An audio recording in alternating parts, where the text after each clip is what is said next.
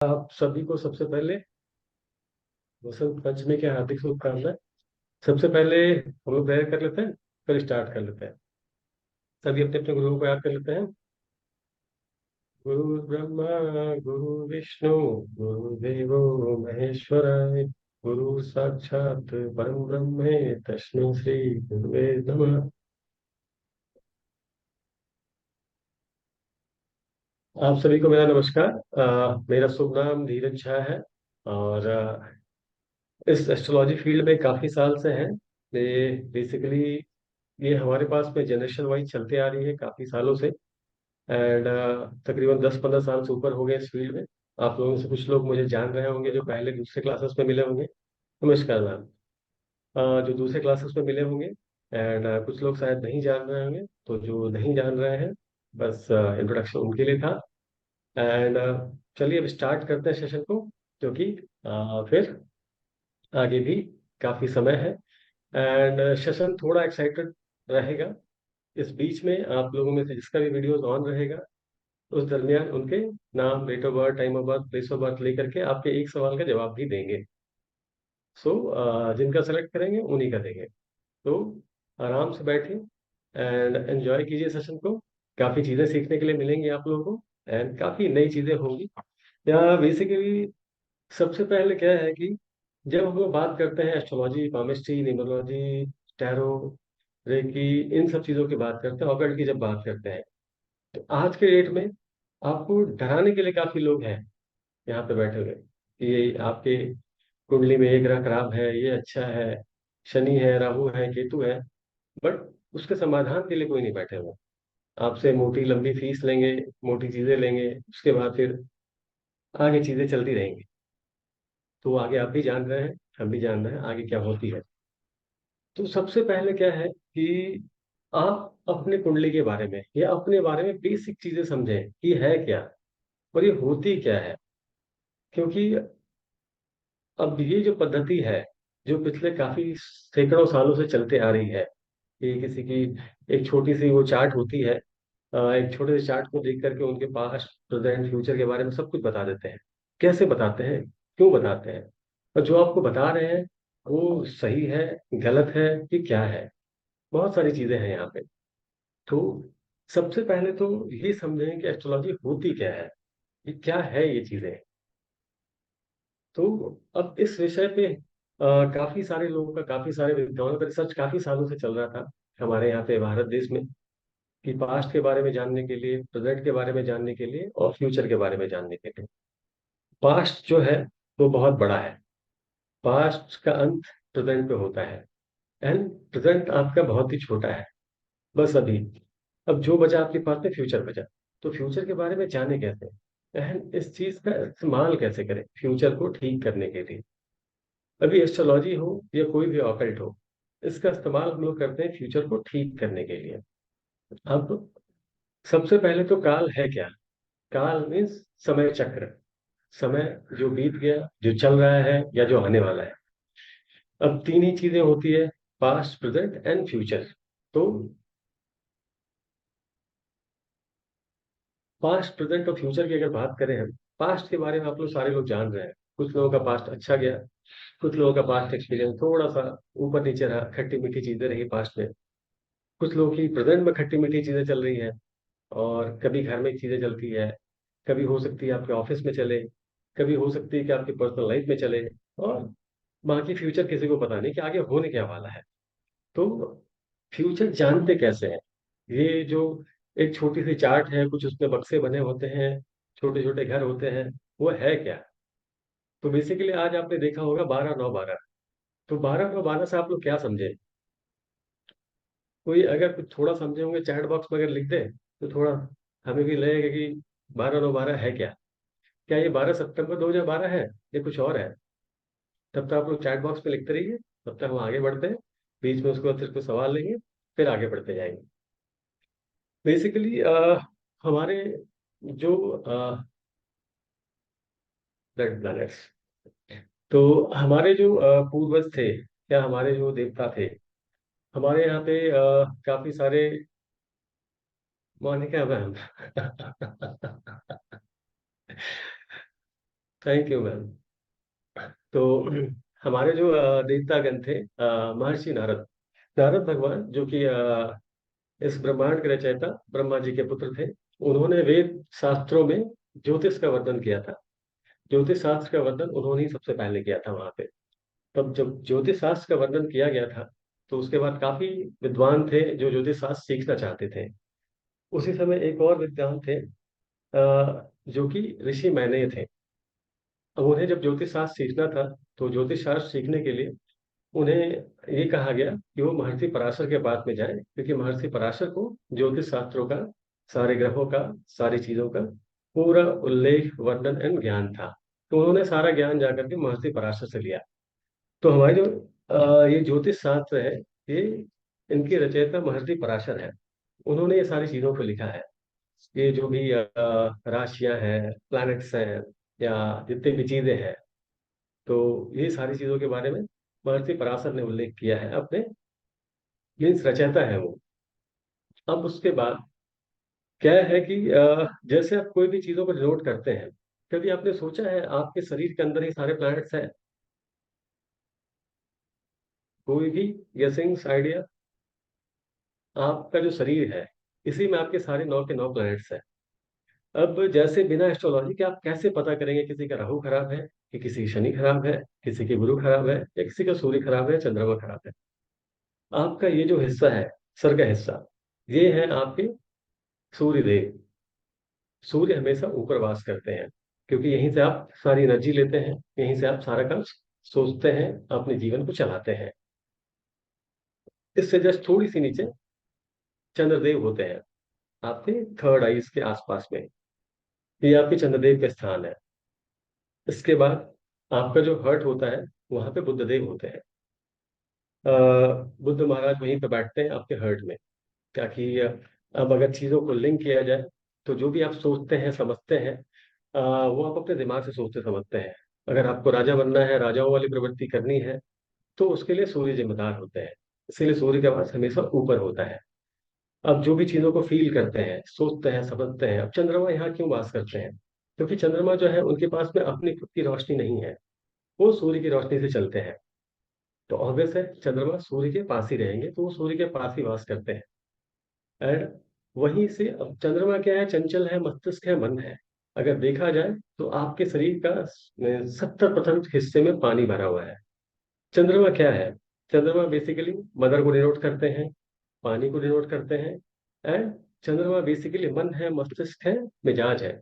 अगर किसी का मूड डिस्टर्ब हो जाए, उसकी सारी चीजें डिस्टर्ब हो जाएंगी। तो चंद्रमा जो है, वो आपके मस्तिष्क के ऊपर वास करते हैं, एंड सारी चीजों को वहां से कंट्रोल करते हैं। इसीलिए जब चंद्रमा किसी गलत प्लैनेट के साथ में बैठ जाते हैं, चंद्रमा बैठ जाए आपको, शनिदेव के साथ में जाकर के बैठ जाए, राहु देव के साथ बैठ जाए, केतु के साथ बैठ जाए, तो सारे लोग काफी डर जाते हैं। ये कैसा कॉम्बिनेशन आ गया हमारी कुंडली में? अब इसका क्या होगा? सेम अगर देखा जाए, बुद्ध क्या है? बुद्ध देव है राजकुमार, ना राजकुमार है, ना कुंवर है, ना वयस्क है, ना वृद्धावस्था में है। वो बस आ, जहाँ बैठेंगे, जहाँ रहेंगे, वैसे ही हो जाएंगे। बुद्धदेव आपके दिल में वास करते हैं, हृदय में वास करते हैं। इसके बाद अगर आगे चले, जो उधर का हिस्सा है, यहाँ का हिस्सा, मीन्स आपके चेस्ट के पार्ट से लेकर के नाभि के ऊपर तक का हिस्सा, ये गुरुदेव का होता है। गुरुदेव, गुरु महाराज यहीं पे वास करते हैं। क्योंकि गुरु जो है ब्रह्मांड के सबसे बड़े प्लैनेट है। अगर आप देखने के लिए जाए, तो तकरीबन हमारे धरती के कंपेरिजन में 1250 से 1300 गुना बड़े प्लैनेट है वो। तो जो सबसे बड़ा हिस्सा है, कहते हैं कुंडली या जन्म का बेस गुरु होता है। तो ये सबसे बड़े हिस्से में ये वास करते हैं। अगर हम इससे आगे बढ़े, जो आपके नाभि का हिस्सा है, वहाँ शनिदेव वास करते हैं। वो उनका एरिया है, वहां पे वो होते हैं आपके शरीर में। अगर उससे आगे बढ़े, जो आपके रिप्रोडक्टिव पार्ट्स हैं, वहां पे शुक्रदेव होते हैं। तो सभी प्लैनेट्स के सभी अलग अलग जगह आपके शरीर में बटे हुए हैं। अब अगर बात करें, तो दो और प्लैनेट हैं जो कि छाया ग्रह हैं, राहु और केतु। तो राहु आपके जुबान पे वास करते हैं, जिह्वा में वास करते हैं। कहते हैं कि हमारे जुबान में सरस्वती माता वास करती हैं। कुछ भी बुरा नहीं निकालना चाहिए जुबान से, कभी कभी सच हो जाती है। तो आप देखे होंगे, जो लोग कुछ ज्यादा एब्यूसिव होते हैं या ज्यादा एग्रेसिव बोलते हैं, समझ जाइए कि उनका राहु कहीं ना कहीं दूषित है, परेशान है, या कहीं ना कहीं बुरे इफेक्ट्स में बैठा हुआ है। ऐसे लोग थोड़ी सी बात होगी, थोड़ी सी भी गुस्सा आएगा, कुछ ना कुछ इनके मुंह से स्लिप हो जाएगा। राहु आपके जुबान में बैठते हैं। एंड जो केतु है, केतु क्या है? केतु मोक्ष के कारक है। केतु धड़ है। तो केतु आपको मोक्ष दिलाते हैं।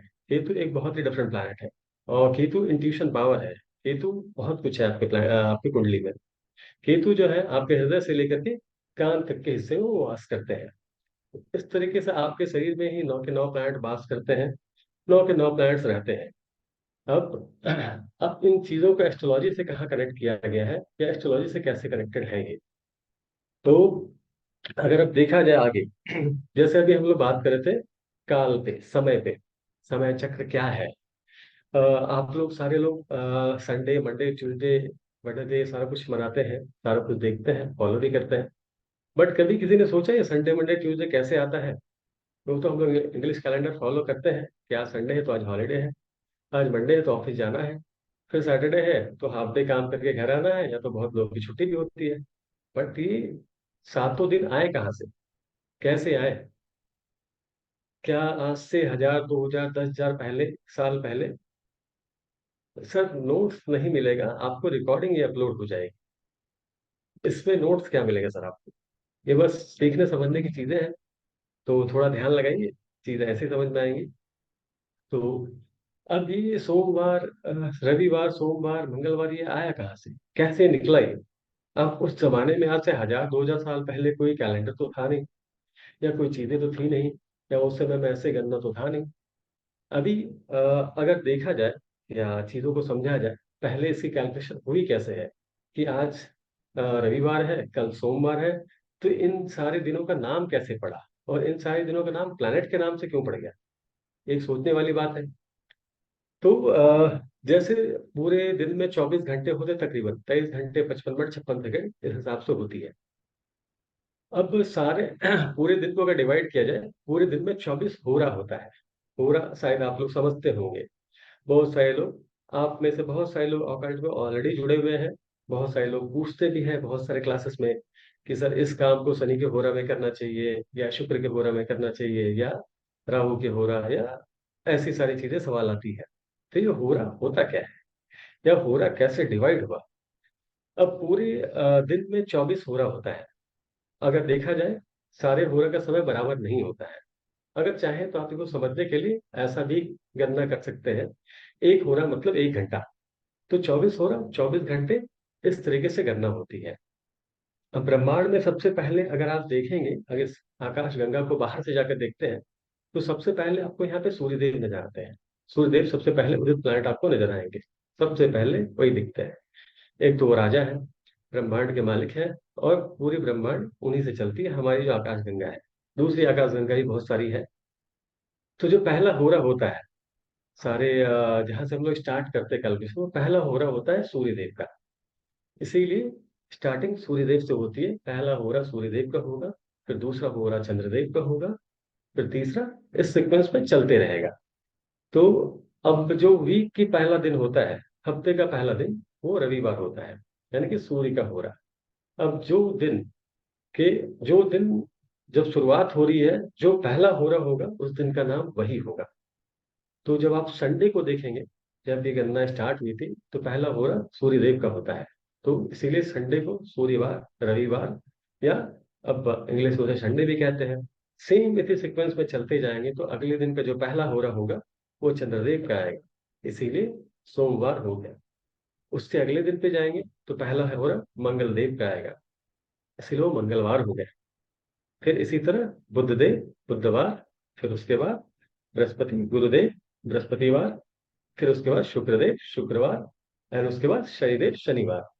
तो इस तरीके से पुराने जमाने में इन चीजों की कैलकुलेशन हुई थी, जो आज हम लोग नए जनरेशन में इंग्लिश में आकर के कुछ नई नई चीजें फॉलो कर रहे हैं। Sunday Monday Tuesday Wednesday Thursday Friday, blah blah blah. अगर आज के बच्चों से अगर आप पूछने के लिए जाएं, तो हिंदी नाम शायद ले भी नहीं पाएंगे सही तरीके से। बट इन सब चीजों का कैलकुलेशन या एस्ट्रोलॉजी या इस गणित में बहुत बड़ा इफेक्ट, बहुत बड़ा रोल रहा है। शायद इन्हीं कारणों से, इन्हीं रीजनों से ये सारी कैलकुलेशन बनी है। क्योंकि पहले के जमाने में तो ऐसा था नहीं कि उनके पास में कोई टेलीस्कोप था, या उनके पास में कोई दूरबीन था, या कुछ और चीज थी कि यहीं से बैठे बैठे सारे प्लैनेट्स को देख लिए, कैलकुलेशन भी लगा लिए और सारी गणनाएं कर लिए, और एक नया चैप्टर, नया स्टोरी आ गया, ये आपके बारे में सारी प्रेडिक्शंस बता दी। इवन इस स्टोरी में या इस पद्धति में ऐसा भी रहा है कि लोग जब ये चीजें डेवलप होते गई, आपके हाथ को देख के ही आपके बारे में भविष्यवाणी वो बता देंगे, आपके कुंडली के 12 घर देख करके आपकी भविष्यवाणी बता देंगे, या आपका चेहरा देख के भी आपकी भविष्यवाणी बताते हैं। तो अब ये है क्या, what is the secret of 12 9 12? तो उस पे भी आ रहे हैं। अब उस पे आने से पहले, अब बहुत सारे लोग ऑनलाइन हैं, बहुत सारे लोग हैं, वीडियो किन किन लोगों का होता है, जिनका अगर नहीं भी ले पाए तो आप अपने सवाल ग्रुप पे पोस्ट कर दिए, ग्रुप दोबारा खोल देंगे। So no need to worry. जिनको जिनको पहले हम बता चुके हैं, शायद धर्मेंद्र गुप्ता सर, आप हैं लाइन पे? आप अगर अनम्यूट नहीं कर पा रहे हैं तो केवल अपने नाम, date of birth, time of birth, place of birth post करिए सर ग्रुप में। उसके बाद एक अनम्यूट सवाल कीजिए लेंगे, सर फिर अपने आप आगे को। बढ़ेंगे सर। धर्मेंद्र गुप्ता जी, अच्छा, अनम्यूट अनम्यूट कीजिए करिए अपने साहब। आप को। जी सर। सर नमस्कार। नमस्कार हेलो। सर। सर जी सर। केवल आपका डेट ऑफ बर्थ बताइए सर। सर 31 मई 1972। 31 मई।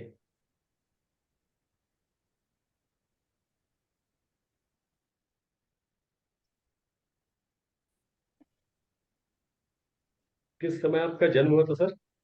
सुबह 6:50। 6:50 सुबह। जी सर। Location sir? सही, Sawai Madhopur Rajasthan sir. SAWAI, Sawai, MADHOPUR। Sawai Madhopur Rajasthan. जी सर। आप लोगों से रिक्वेस्ट है, चैट बॉक्स में अपनी डिटेल मत शेयर कीजिए। जो मेन ग्रुप है मैं मान लूंगा। वहां पर आपको एक हाँ। अपॉर्चुनिटी मिलेगी कल, या जब भी सर बोलेंगे, धीरज सर बोलेंगे, जब वो ग्रुप ओपन हो जाएगा, जो मेन व्हाट्सएप ग्रुप है, वहां अपना शेयर कीजिएगा, ठीक है ना। अभी यहाँ पर पॉसिबल नहीं है कि सभी का लिया जाए। वो जिनका उनको मन करेगा उनका वो लेंगे इस टाइम पे। तो हमने रिक्वेस्ट किया था सर से लेने के लिए, तो वो बोल रहे थे ठीक है, मैं 3 4 लोगों का ले लूंगा, बीच बीच में एक एक लोगों का उठा शेयर बात करता रहूंगा और उनसे ले लूंगा, जिन जिनके कैमरे ऑन रहेंगे केवल उन्हीं से बात करेंगे। सारे लोग के सारे सवाल का जवाब देंगे, जिनके सवाल छूट भी जाएंगे आप ग्रुप पे पोस्ट करिए, हम सारे सवालों को रिप्लाई करते हैं। इवन आप में से कुछ ऐसे भी लोग हैं जो पर्सनल में भी हमें डाल देते हैं, तो हम उनके भी रिप्लाई करते हैं। सो चिंता ना करें। सर पर मीन अब लग्न पर्सनल है, में मत धनु राशि है। डालिएगा सर, ऐसे मत बोलिए प्लीज, पर्सनल नहीं में तो मत सब लोग डालिएगा। पर्सनल में डालेंगे फिर आपको, ठीक है ना। पता है नहीं, हमने इसीलिए बताया, कुछ लोगों ने यहाँ पे हमें पर्सनल में डाला है, इसीलिए हमने उन्हें भी रिप्लाई कर दिया था। तो अब सब सर लोग आपका पर्सनल में सवाल डालेंगे क्या है तो सर? फिर। धर्मेंद्र सर, आपका सवाल पूछेंगे सर? सर अभी जीवन में किसी तरह की कोई भूमि, भवन, वाहन का कोई सुख नहीं मिला सर। कोई सुख नहीं मिल रहा सर आपको? जी।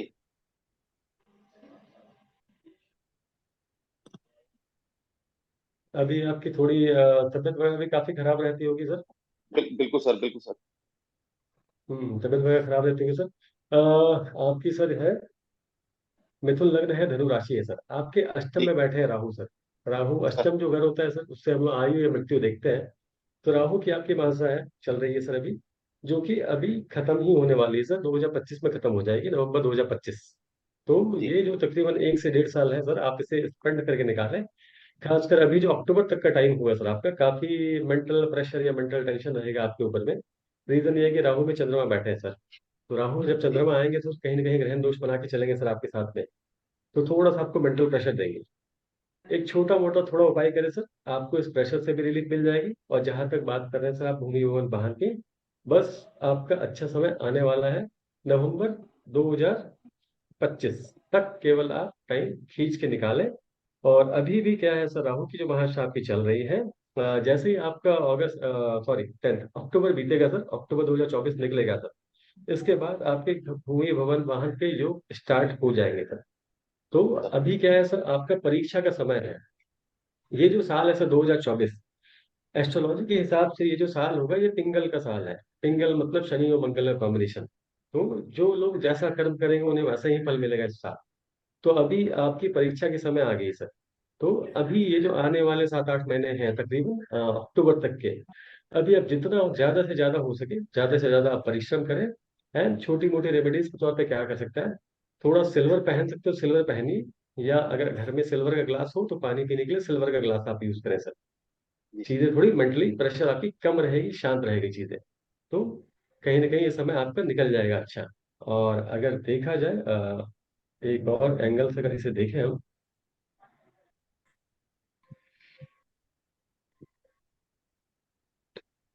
ये साल मई 2024 जैसे निकलेगा आपका सर। सर मई 2024 निकलने में आप क्या करते हैं सर? सर्विस करता हूँ सर।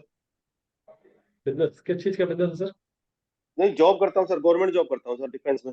गवर्नमेंट जॉब करते हैं सर, ओके। जी सर। मई के बाद जो आपका साल पलटेगा, आपका साल 2024 अभी तक नहीं आया, अभी तक आप 2023 में है। एस्ट्रोलॉजी में साल का मतलब होता है जब आपका जन्म हुआ है, जन्म का समय जब पलटेगा दोबारा, यानी आपका जन्म हुआ था मई में, तो जब आपका बर्थ टाइम पार होगा, मई निकलेगा, उसके बाद से आपकी किस्मत सातवें आसमान पे होगी। कुछ ना कुछ बड़ा पैसा या आकस्मिक धन लाभ आपको होगा, पहला। दूसरा, आप जो भूमि वन वाहन की बात कर रहे थे, मई के बाद से आप प्लानिंग चालू करें, आपका 1 से 1.5 साल के अंदर में जो भी है प्लानिंग वो सफल हो जाएगा सर। जी सर।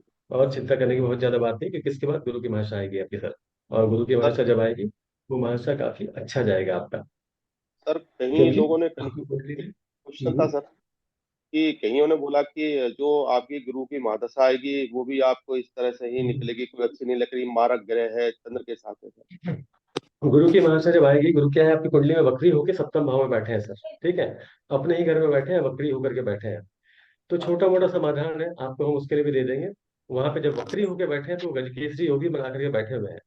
गुरु मारक बन के आएंगे, बट बहुत कुछ दे करके आपको जाएंगे। तो जी सर। जी थोड़ा समय इंतजार करें, बहुत ज्यादा बुरा नहीं होने वाला है। एंड आपकी कुंडली में शनि कहाँ बैठे हुए हैं? 12वें शनि बैठे हुए हैं, सूर्य के साथ में मंगल और शुक्र लग्न में है। अगर संभव हो सके, मेंटेन कर पाए, तो सर आप इस दशा को निकालने के लिए ये जो बची हुई दिन है, और इसके बाद आपको जो पर्सनल में टेक्स्ट कर दिए सर, हम आपको रेमेडीज भी दे देंगे sir, no need to worry. जी सर। जी सर। जी सर। रेमेडीज हैं, हम आपको दे देंगे। जी सर। ठीक है सर, एंड जी सर। चिंता ज्यादा ना करें, बहुत ज्यादा कुछ बुरा नहीं होने वाला है। आपको कुछ तो कुछ बड़ा धन लाभ होने वाला है। तो जी सर। थोड़ा सब्र करें, इंतजार करें। जी सर। धन्यवाद चलिए सर, सर, बहुत आगे बहुत बढ़ते थैंक यू हैं। सर। Welcome sir. सेशन को आगे बढ़ाते हैं। ये 12 9 12 है क्या? फिर हम अपने दूसरे डिवाइस को भी कनेक्ट कर लें। एक्चुअली 12 9 12 आपके चार्ट में होता क्या है, एक छोटा सा चार्ट आपको दिखाया जाता है हमेशा। बहुत लोग इसे पत्रिका कहते हैं, बहुत लोग इसे चार्ट कहते हैं, बहुत लोग इसे बहुत कुछ कहते हैं। हम बस इसे कुंडली कहते हैं।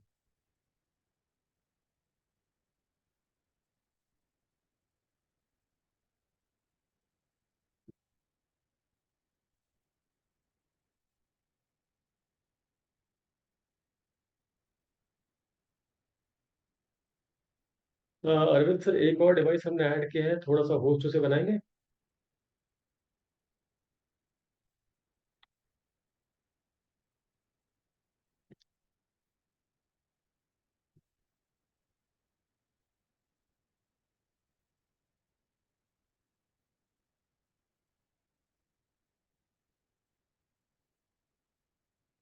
Thank you.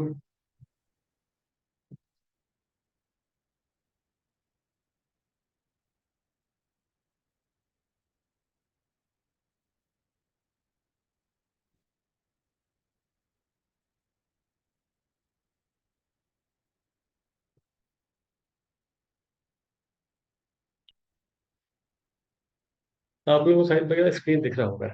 ऐसा एक पत्रिका बोलिए, या इसे चार्ट बोलिए, या इसे जन्म कुंडली कहिए, ये आप लोगों का या तो बचपन में बना हुआ रखा होगा घर में, नहीं तो ऐसी चीजें आपको दिखते होंगे, या जब भी आप अपने मोबाइल वगैरह में सेव करके रखे होंगे, तो ये एक इस तरीके की एक स्ट्रक्चर आपको दिखती होगी। अब ये है क्या? ये 12 जो प्लैनेट्स हैं, अब देखिए 12 9 12, हमने वहां पे आज इसे हटा ही देते हैं, ओके।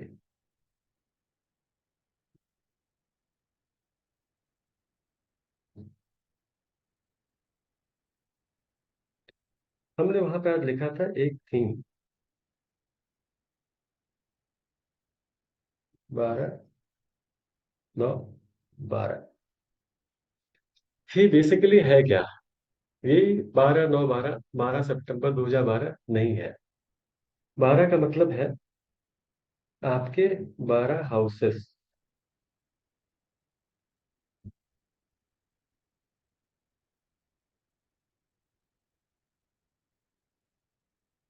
तीन चीजें हैं। आपकी कुंडली में होती है 12 घर। 12 घर जो होते हैं वो आपके 12 भाव है। आपने देखा होगा जब आपको जन्म कुंडली दिखती है किसी की भी, अपनी देखें, किसी पड़ोसी की देखें, या किसी फ्रेंड्स की देखें, या किसी और की भी देखें, या किसी रिलेटिव की देखें, तो आपको ऐसे 12 चार्ट एक कुंडली दिखती है, वहां पे चार्ट दिखता है, इसमें 12 घर होते हैं। अब उस 12 घर में कुछ ना कुछ चीजें लिखी रहती है। अब वो 12 घर है क्या? और उसके बाद उसमें से कुछ प्लैनेट्स होते हैं, 9 प्लैनेट्स हैं, और कुछ कुछ और भी नंबर्स उस पे लिखे होते हैं। आज की क्लास में हम यही देखेंगे, बेसिक चीजें है क्या। अब आप कभी भी जाते हैं, कहीं भी जाते हैं, जैसे सर अभी धर्मेंद्र सर ने बोला कि किसी ने इनको बोला है कि इनके बात की वजह से खराब ही जाएगी। देखिए सर, एस्ट्रोलॉजी किसी को डराने के लिए नहीं है। एस्ट्रोलॉजी समाधान देने के लिए है कि चीजें तो खराब होंगी, बट उसका उपाय क्या करें हम। उपाय हमें क्या करना है। अब अगर आप देखेंगे, अ, एक दो चीजें आपको हमेशा दिखेंगी।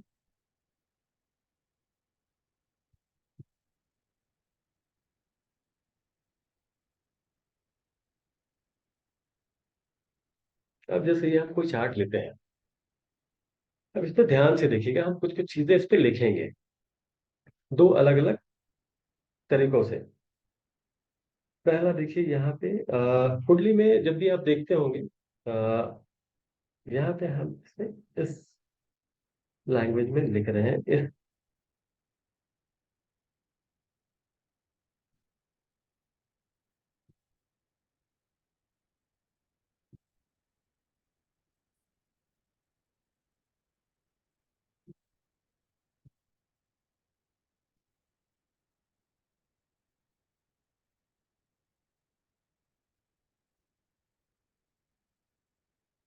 जानबूझ के हमने यहाँ पे नंबर लिखने के लिए एक अलग लिपि का प्रयोग किया है।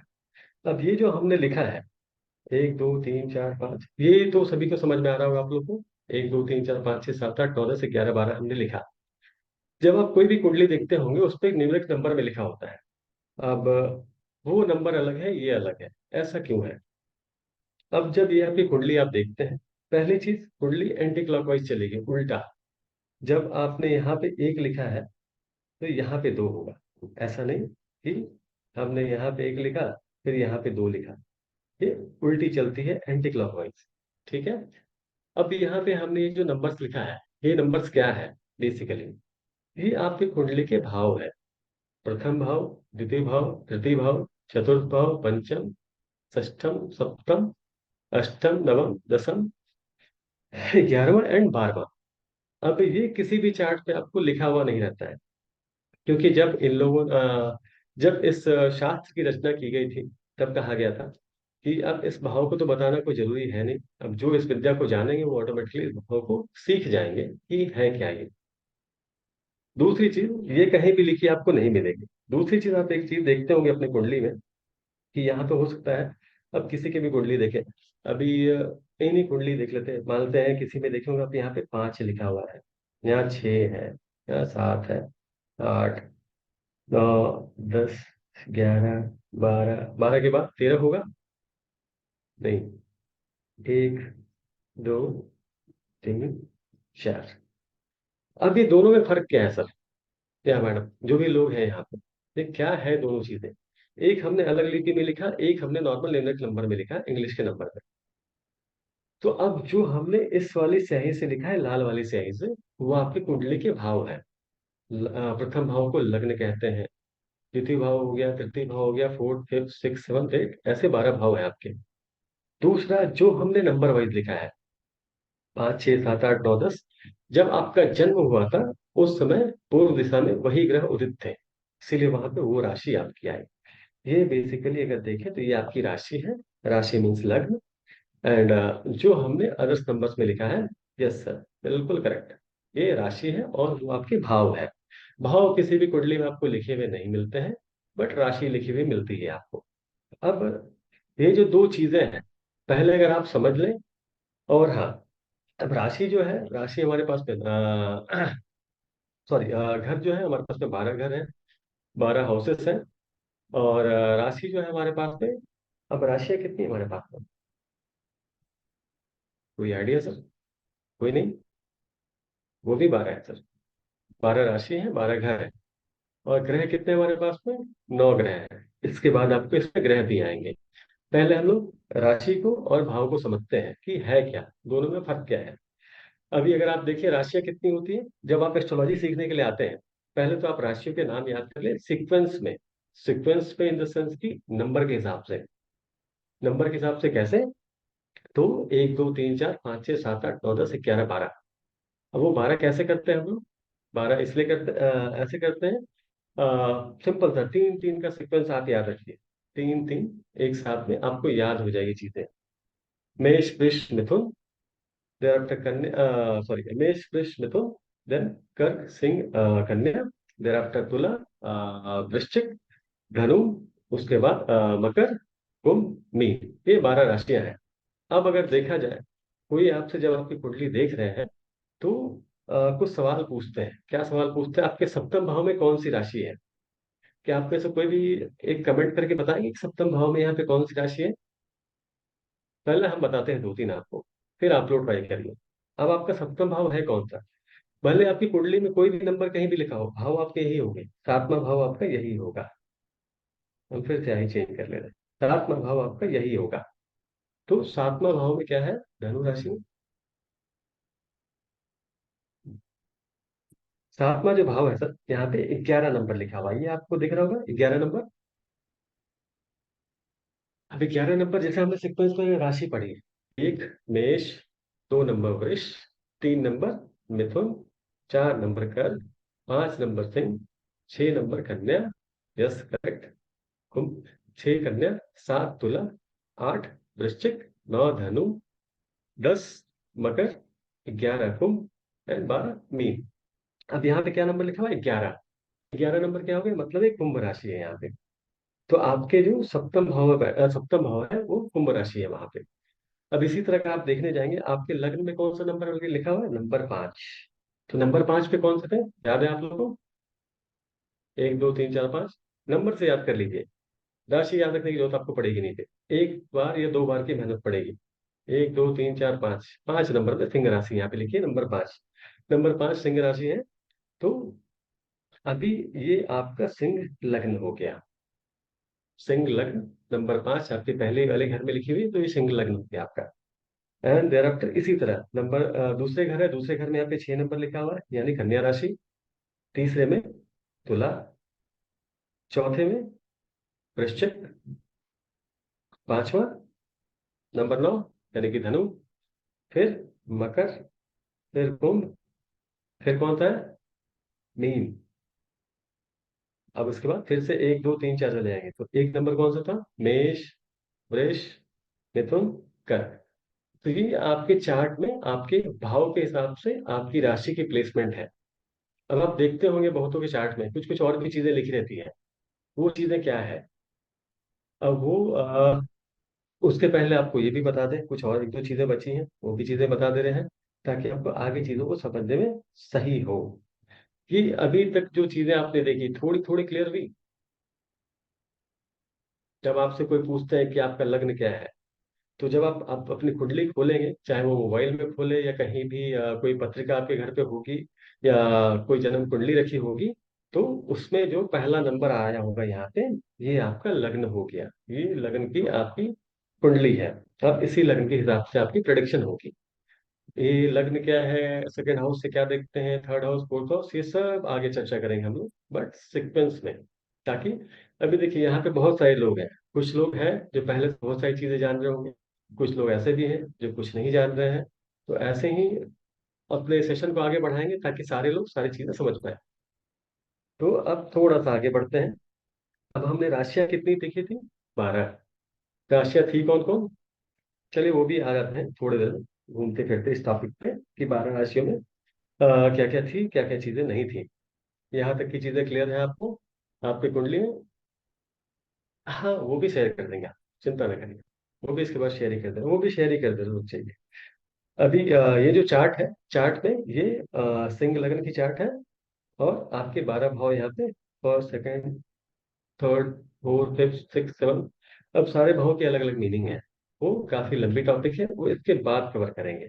आपने 12, 9, 12 में 12 और 12 को देख लिया, 12 भाव 12 राशि, सॉरी, 12 भाव 12 राशि आपने देख लिया। अब राशियों के नाम दिखाते हैं, उसके बाद हम लोग प्लैनेट्स पे चलते हैं।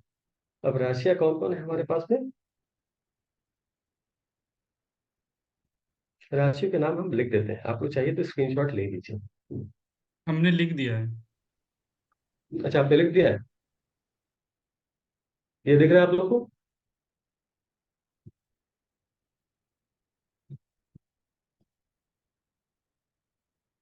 आप लोगों में से जिसको स्क्रीनशॉट लेना है, ये हमने जानबूझ के इस पे नंबर लिख के पहले से रख लिया था। पहली राशि है आपकी मेष, एरीज जिसे कहते हैं हम लोग, मेष एरीज, नंबर 1। देयर आफ्टर वृषभ या टॉरस, नंबर 2।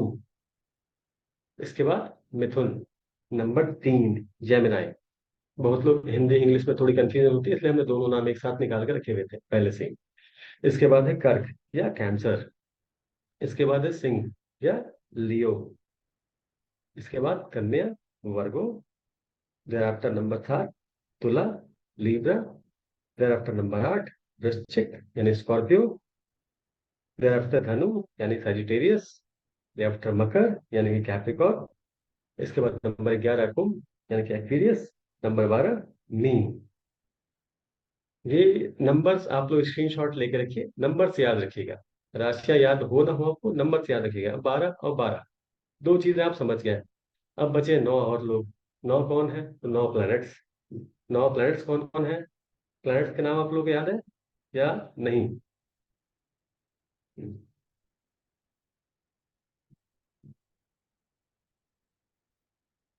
वो भी आप लोग को दिखाई देंगे, या वो भी हम बता ही दे रहे हैं। उससे पहले थोड़ी सी एक और जानकारी, कि प्लैनेट्स तो 9 है हमारे पास में।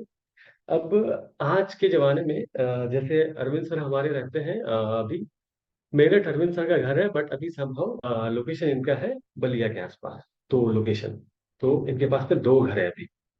तो अभी तो जमाना नया हो गया, लोग मकान खरीद ले रहे हैं, घर खरीद ले रहे हैं, या रेंट पे रह रहे हैं, तो उनका कोई ना कोई एड्रेस है, या किसी लोकेशन वो रहते हैं। बट पुराने जमाने में 1000 2000 साल पहले ये कैसे पता करते थे कि उनका क्या एड्रेस है, कहाँ रहते हैं? अब ये जो आपने हमारे पास में 9 प्लैनेट्स हैं, कौन कौन है? सूर्य है, चंद्रमा है, मंगल है, बुध है, गुरु है, शुक्र है, शनि है, और साथ में दो और लोग हैं, राहु और केतु। कितने हो गए? सूर्य, चंद्रमा, मंगल, बुध, गुरु, शुक्र, शनि, राहु, केतु। 9 प्लैनेट याद रहेगा आप लोगों को। अब 9 जो प्लैनेट है, 9 प्लैनेट में से दो जो प्लैनेट है राहु केतु, ये छाया ग्रह है, इनका कोई स्थान नहीं होता है। तो अब इन्हें, ये जहां बैठेंगे, जिस जगह जाकर के बैठेंगे, ये वैसे ही हो जाएंगे। अब ये प्लैनेट्स के बारे में डिस्कस करके फिर अगेन एक सवाल लेते हैं किसी और का, फिर उसके बाद आगे बढ़ेंगे, फिर उसके बाद देखा जाएगा, फिर उसके बाद सवाल लेंगे, फिर आगे बढ़ेंगे। तो ये टोटल 9 प्लैनेट्स हो गए।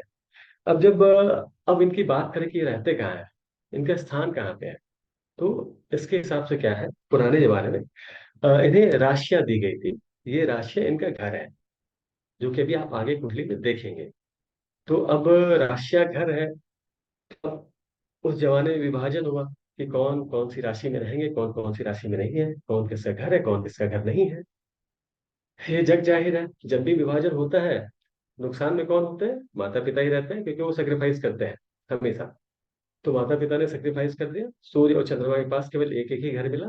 बाकी जितने लोग थे वो थोड़े बाहुबली थे। वो मंगल देव हो गए, बुध देव हो गए, शनिदेव हो गए, बृहस्पति देव हो गए, गुरुदेव हो गए, अपने शुक्रदेव हो गए। बाकी सारे लोगों के पास में दो दो राशियां मिली, दो दो घर मिले। अब उस पे भी चर्चा हम लोग करेंगे थोड़ा आगे जा करके, किन किन के पास में कौन सी राशि मिली है, किन किन के पास में कौन सी राशि नहीं मिली है।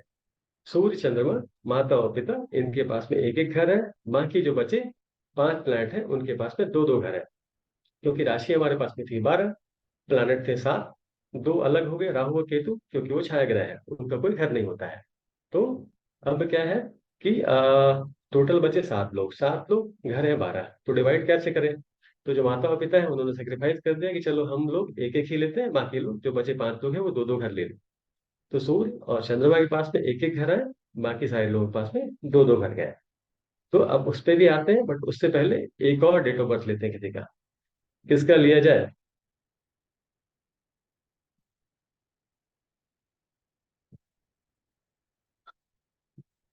कुछ लोग के ग्रुप में सवाल के जवाब दे चुके हैं।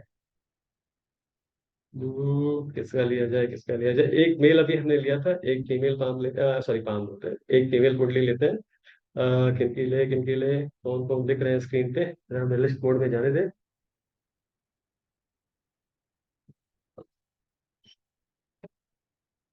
साक्षी मैम, एक आप दिख रहे हैं स्क्रीन पे। आपके सवाल का जवाब मैंने दिया था। इसके बाद और भी ले रहे हैं, अब चिंता न करें आप लोग। मैक्सिमम से मैक्सिमम कवर करेंगे। अरविंद से थोड़ा म्यूट कर देंगे। हेलो। जी साक्षी मैम, आपका डेट ऑफ बर्थ बताएंगे? सर मेरा डेट ऑफ बर्थ है 15 फेब 1982। 82। 15 फेब। टाइम? सुबह के 8:20 8:20। Place? Location? Mumbai. Place of birth? Mumbai. Mumbai.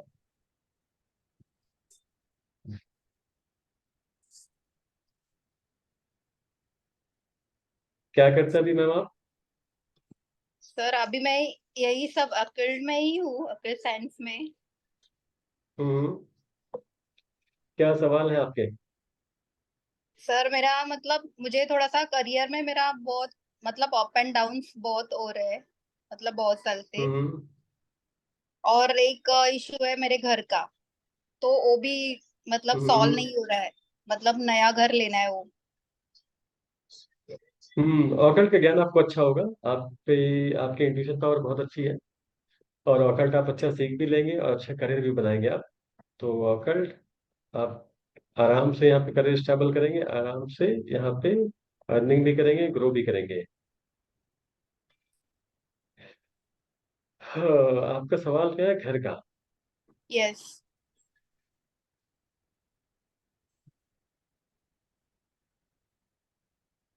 अभी आपकी अभी तो पिछला समय काफी खराब जा रहा होगा आपका। Yes sir. तकरीबन 2 सितंबर 2011 से लेकर अभी तक का समय पूरा खराब होगा आपका। यस सर, बराबर। आपकी मार्केश की महादशा चल रही है अभी पहली। और आपके अष्टम मार्केश के घर में शनि और मंगल साथ में बैठे हैं। शनि वक्री और वर्गोत्तम है, इसीलिए दिक्कतें हैं। सर पर और ये समय हम्म, ये कभी बोलिए बोलिए। मतलब ये कभी तक ऐसे रहेगा? ये सितंबर 2028 तक रहेगा। अभी आपके बुध में गुरु है जो कि जनवरी 2026 तक चलेंगे। इसके ओके। बाद बुध में शनि आएंगे। तो जनवरी 2026, पूरा 27 और तकरीबन सितंबर 28, ये समय बुरा जाएगा। बुरा 26, मतलब काफी बुरा जाएगा। 26, 27, क्योंकि 28।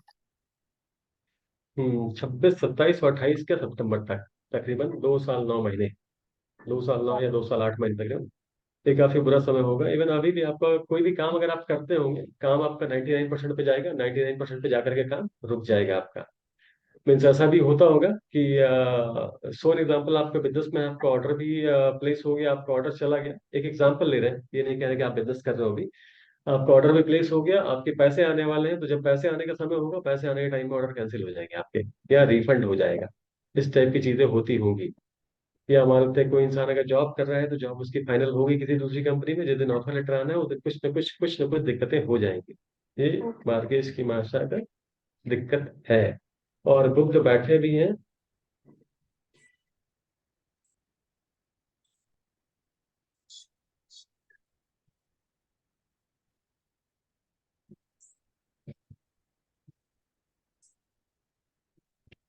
तो बुध बैठे भी हैं आपके 12वें घर में बैठे हैं शुक्र के साथ में। तो खर्चे भी आपके भी बहुत बढ़े होंगे, बहुत ज्यादा, मतलब बहुत ज्यादा unnecessary expensive and unnecessary in living styles. कुछ भी चीजें जो आपको रिक्वायरमेंट नहीं थी होगी वो भी आप खरीद लेते होंगे। तो ये दिक्कतें आपकी चल रही होंगी। इसके छोटे मोटे उपाय हैं। एक बार थिंक कर दीजिए क्लास के बाद में, वो भी आपको दे देंगे हम। और क्योंकि जानबूझ के हम इन बिटवीन पूरे क्लास को डिस्क्लोज नहीं करेंगे, ठीक है, आपकी प्राइवेसी आपके पास ही रखते हैं। बट हाँ, ओके। एक हाँ, इन कॉमन के लिए ये बताएंगे, गणेश चतुर्थी का पाठ करिए, आप रोज करिए, ठीक है। हम्म। सुचिता पाटिल मैम, ठीक है, ठीक है थोड़ा सर। सब्र कीजिए मैम। तो साक्षी मैम, आप हमें पिंक कर दीजिएगा, हम आपको सॉल्यूशन दे दे रहे हैं, ठीक है। वो हाँ करिए, सर। दो तीन चीजें, एंड थोड़ा थोड़ा रिलीफ मिलेगा आपको। और इसके बाद जो समय आएगा, वो समय आपका अच्छा जाएगा। के बाद आपकी आएगी, नहीं, वो समय भी दिक्कत वाला ही होगा। आपका समय अच्छा आएगा तकरीबन 2035 से, सितंबर 2035 से 20 साल आपकी जिंदगी के सबसे वंडरफुल साल आएंगे।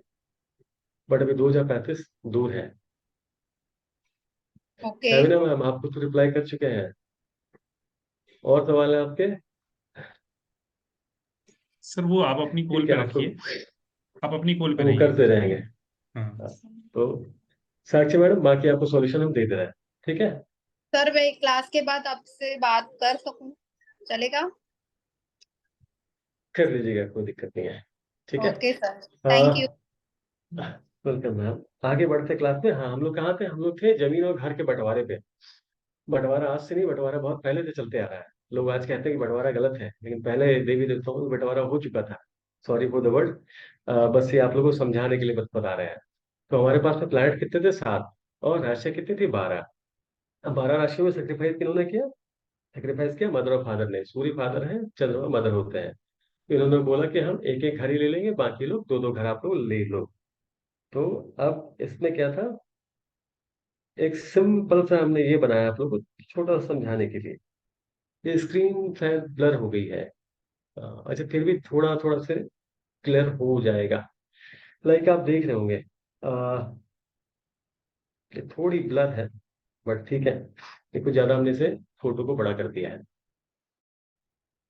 ये जैसा आपने देखा, सूर्य की एक राशि है लियो, यानी कि सिंह।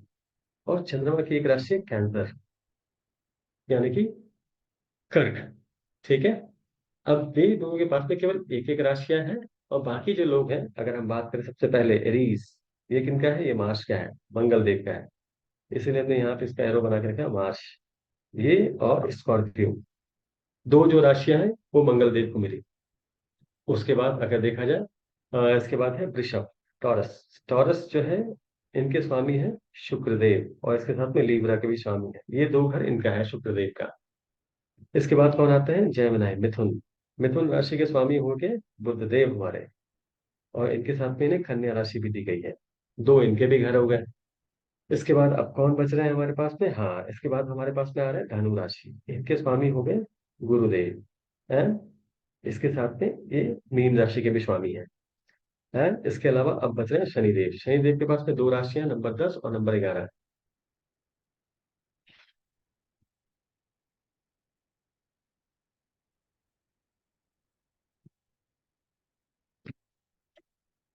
एक सेकंड।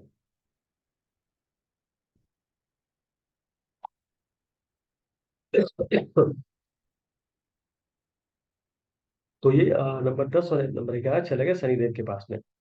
ये टोटल 12 राशियां हो गई। 12 राशियों के स्वामी कितने हो गए? 7।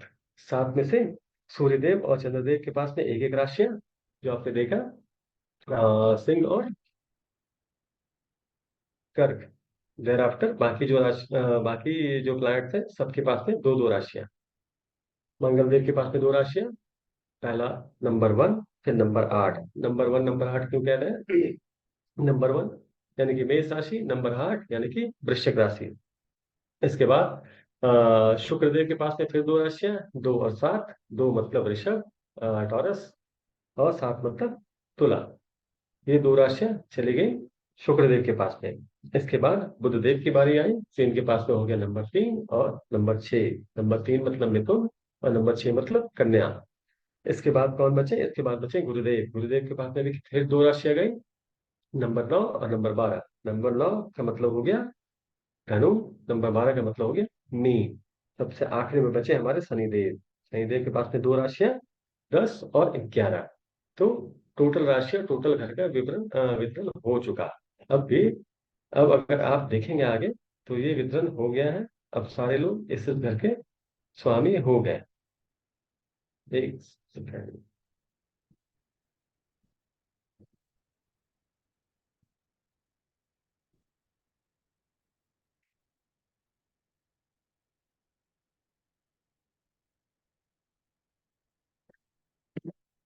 तो इस तरीके से इन राशियों को इनके क्रम में डिवाइड किया गया और इनके हिसाब से इन प्लैनेट्स को इनका इनका स्थान मिल गया। अब ये तीन चीजें आपने देख ली। 12 क्या था हमारा?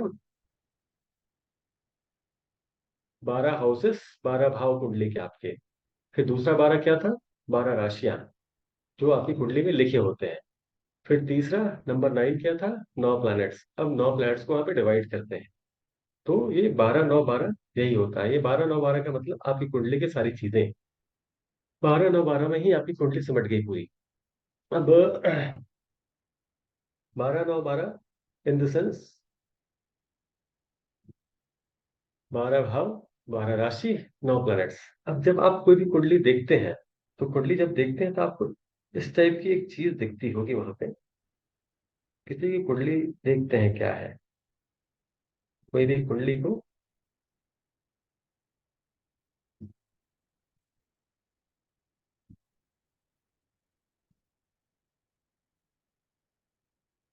एक पढ़कर समझ ली जाए, किसी एक की कुंडली निकाली जाए कि होती क्या है ये।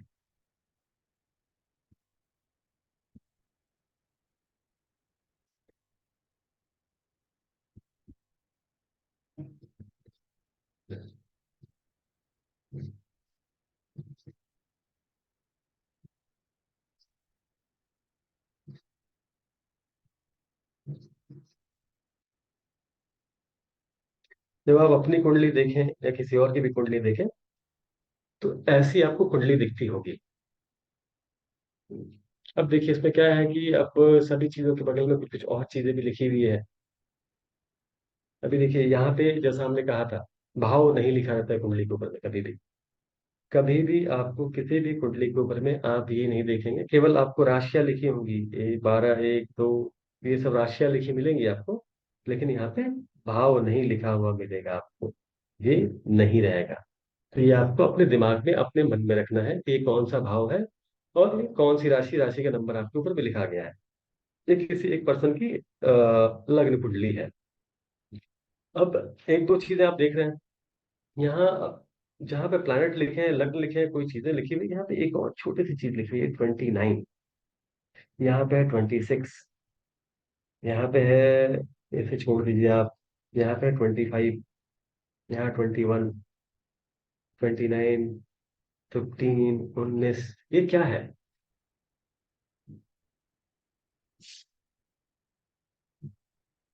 ये क्या है चीजें? थोड़ा भी कोई गेसिंग? ये क्या होती है जो चीजें बगल में लिखी हुई है या कुछ कुछ सिंबल्स भी बने हैं?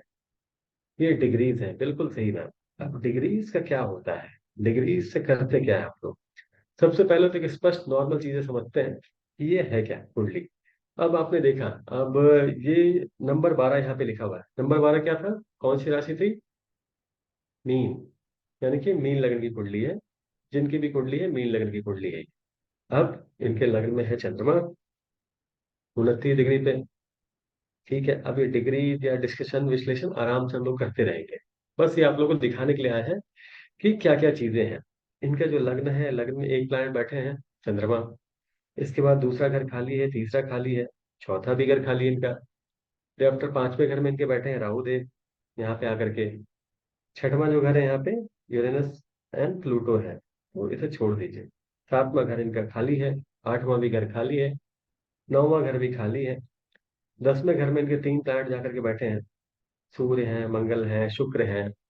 11वें घर में इनके अगेन चार प्लैनेट हैं, शुक्र है, गुरु है, बुध है, केतु है। 12वां घर खाली है। अभी आपने देखा 12 घर था, लेकिन जो प्लैनेट थे 9, वो 12 घर में नहीं अवेलेबल है। मतलब 12 घर में प्रेजेंट नहीं है, ये केवल 1 2 3 4 घर में ही सारे प्लैनेट इनके बैठे हुए हैं। अब कुंडली के जब विश्लेषण करते हैं, जब अध्ययन करते हैं, तो जो प्लैनेट जिस घर में बैठे हैं, अगर किसी के साथ में बैठे हैं उसका इफेक्ट अलग होगा। अगर अलग बैठे हैं, अपनी राशि में बैठे हैं, उच्च के बैठे हैं, नीच के बैठे हैं, शत्रु घर में बैठे हैं या सम में बैठे हैं, विषम में बैठे हैं, उस सभी चीजों का विश्लेषण अलग अलग होगा। ये बस आप लोगों को दिखाने और समझाने के लिए एक कुंडली हमने स्क्रीन पर प्रेजेंट किया है। और यहाँ पे ये दिखाने का सबसे पहला और बेसिक मतलब है कि डिग्रीज क्या है। अभी देखिए क्या होता है, आप लोग जब कहीं भी जाते हैं, कहीं भी किसी भी एस्ट्रोलॉजर के पास में जाएंगे, तो एस्ट्रोलॉजर क्या कहते हैं आपको? आपका शनि वक्री है, या शनि भारी है, या मंगल की महादशा है, या राहु खराब है, या केतु खराब है, या ये सब चीजें हैं, ब्ला ब्ला ब्ला।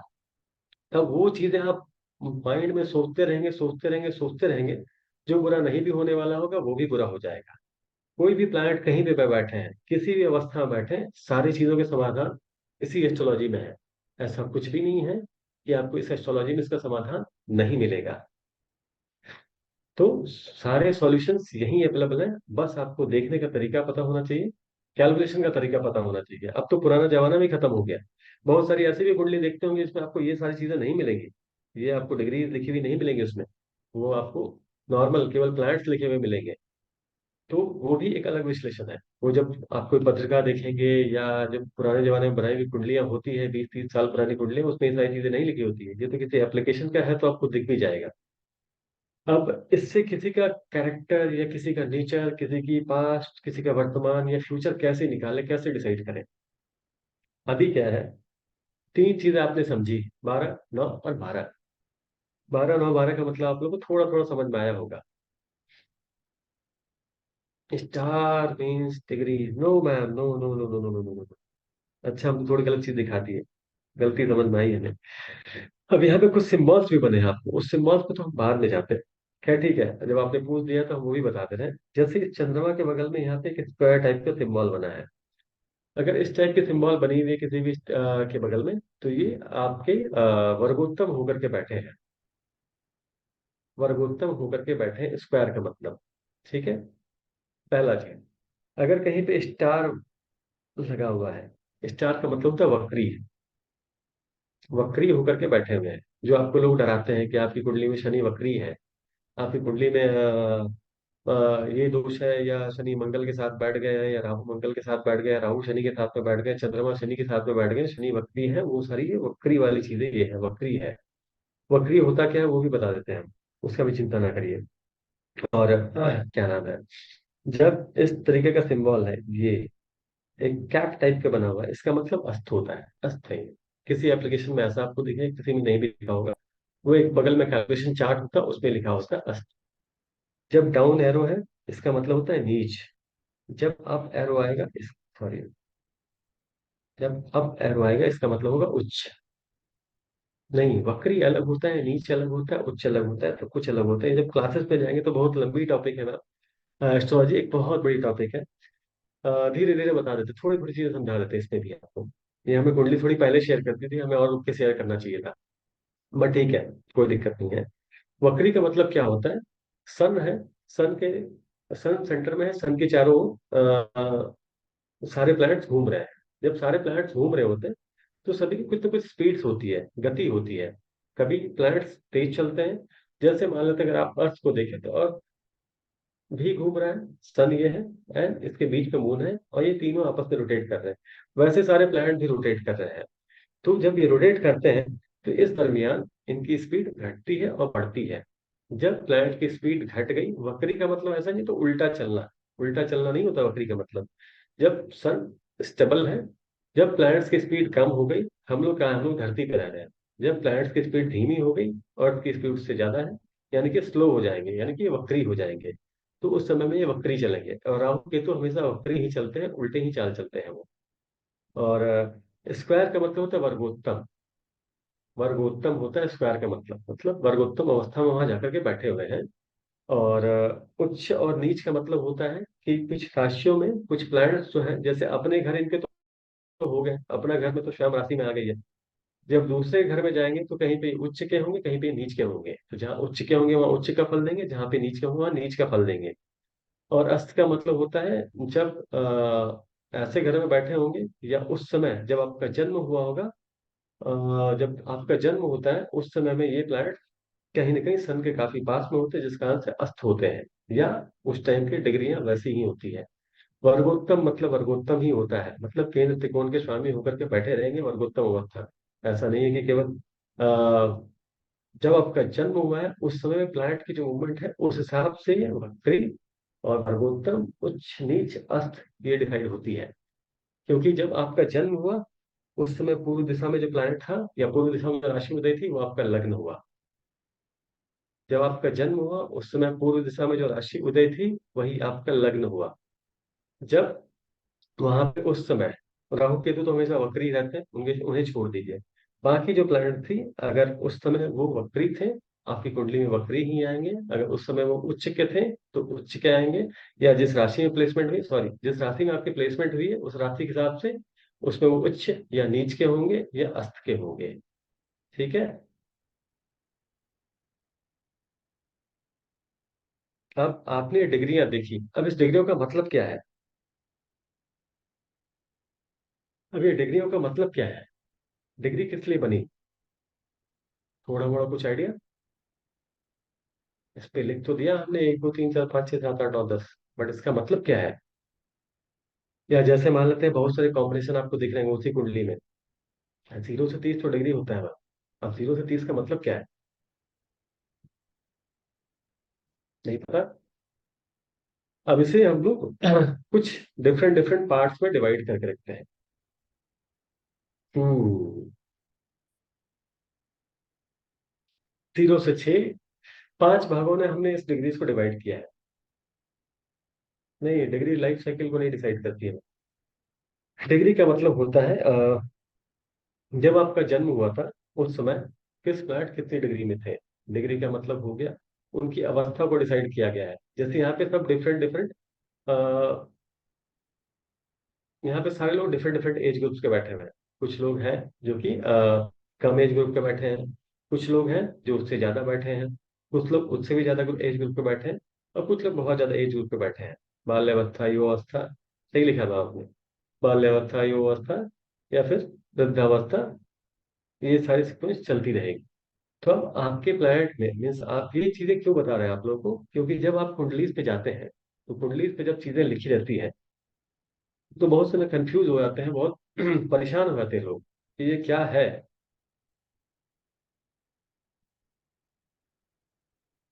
1 सेकंड का समय दीजिएगा, मैं ओनली वन।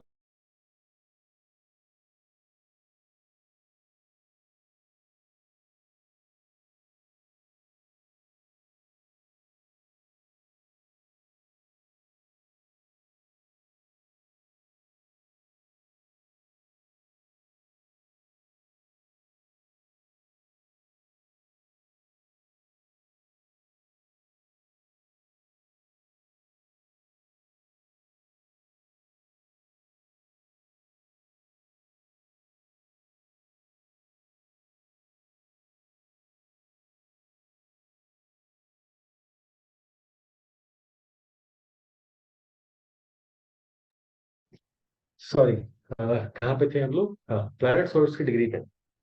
तो ये डिग्री डिसाइड क्या करती है? इनकी अवस्था डिसाइड करती है ये किस अवस्था में है और ये क्या फल देंगे। अब मान लेते हैं कि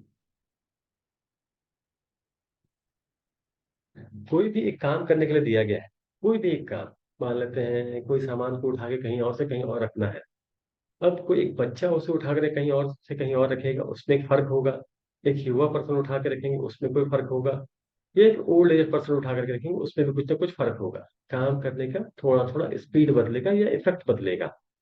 बदलेगा। सहमत हैं आप लोग? ऑब्वियस से बदलेगा। तो ये जो डिग्रियां लिखी होती हैं आपके प्लैनेट में, डिग्रियां बेसिकली दिखाती हैं कि कौन से प्लैनेट किस अवस्था में आपकी कुंडली में बैठे हैं। अवस्था का मतलब हो गया बाल्यावस्था में है, युवावस्था में है, या यंग एज में है, या वृद्धावस्था में है। तो 5 भागों में हमने जीवन को डिवाइड किया है इनका। जैसे हमारा जीवन है वैसे इनका भी जीवन डिवाइडेड है 5 भागों में। अब क्या क्या 5 भाग है इनके जीवन का?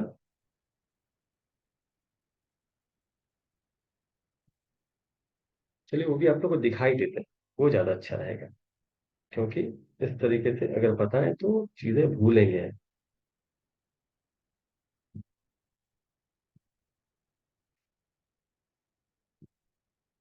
अब छह छह भाग में हमने पांच भागों में बांटा है 30 डिग्री को। 0 डिग्री से 30 डिग्री तक का इनका सफर होता है सारे प्लैनेट्स का। 0 से 30, 6 6 डिग्री पे डिवाइड हमने किया। 0 से 6, 6 से 12, 12 से 18, 18 से 24, 24 से 30। अब इसका मतलब होता क्या है, अब हमने यहाँ पे लिख तो दिया, ये बाल्यावस्था है। 0 से 6 डिग्री जो है वो बाल्यावस्था है, या वो चाइल्ड एज है, बाल्यावस्था है, चाइल्ड अवस्था, ये हमने लिख तो दिया। अब इसका मीनिंग क्या होगा?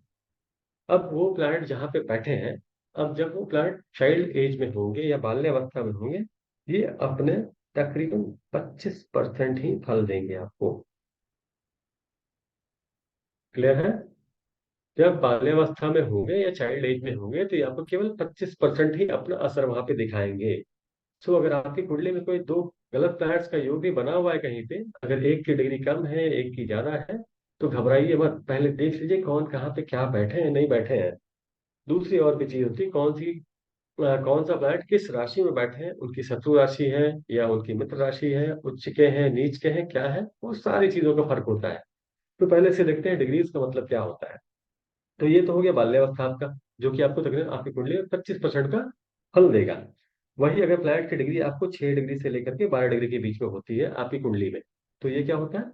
ये होता है आपका कुंवारावस्था। कुंवारावस्था में मीन्स यानी कि यंग और बच्चे के बीच का एज। ये आपको तकरीबन 50% का फल देंगे आपको। देर आफ्टर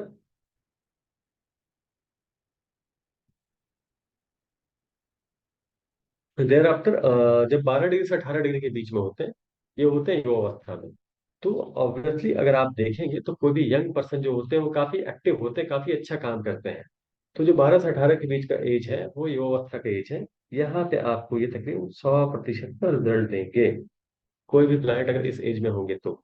12 से 18, तो उसके बाद अगेन इनकी ओल्ड एज आ जाएगी। ओल्ड एज जब आएगी इनकी आयु बढ़ने लगेगी, तो ये हो जाएंगे 18 से 24 के। सेम थोड़ा कम फल देंगे, यहाँ ये तकरीबन आपको 50% के फल देंगे। thereafter पांचवी और आखिरी अवस्था आएगी मृत अवस्था, 24 से 30 डिग्री के बीच में। आपने देखा होगा बहुत सारी कुंडली में बहुत सारे प्लैनेट 19 डिग्री 28 डिग्री ऐसा करके लिखा होता है। तो जब इस टाइप से लिखा हुआ है यानी कि वो मृत अवस्था में, ये अगेन आपको मोटा मोटी 25% का ही फल देते हैं। वो भी बहुत हो गया, वो भी नहीं दे पाएंगे। अगर 29 29 डिग्री के आसपास में होंगे तो वो भी नहीं मिल पाती है। या कभी कभी आपने देखा होगा प्लैनेट 0 डिग्री पे होते हैं, तो जब 0 डिग्री पे बैठे होते हैं वो 25% का भी इफेक्ट आपको नहीं दे पाएंगे। तो ये है डिफरेंट एज ऑफ प्लैनेट। तो आपने चार पांच चीजें देखी, क्या क्या देखी अभी?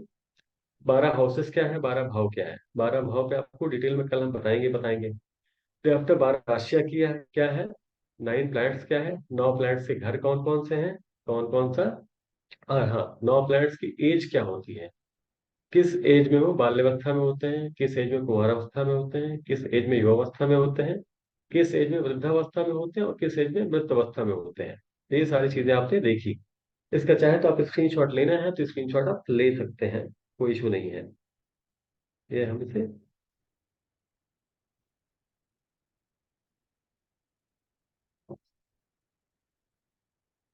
अब दोबारा किसी एक पर्सन की कुंडली लेते हैं। काफी लोग आराम से शांति से काफी टाइम से बैठे हुए हैं। आई थिंक अरविंद सर नहीं है, किनकी कुंडली ली जाए? बहुत सारे लोगों को हमने पहले अप्लाई किया है और बहुत सारे लोगों को नहीं किया है। तो अब एक मेल कुंडली लेने का समय आ गया है। हमने फीमेल लिया है ऑलरेडी, इसके बाद फीमेल भी लेंगे एक और, चिंता ना करें। तो सचिन मिश्रा सर, आप भी बैठे हैं?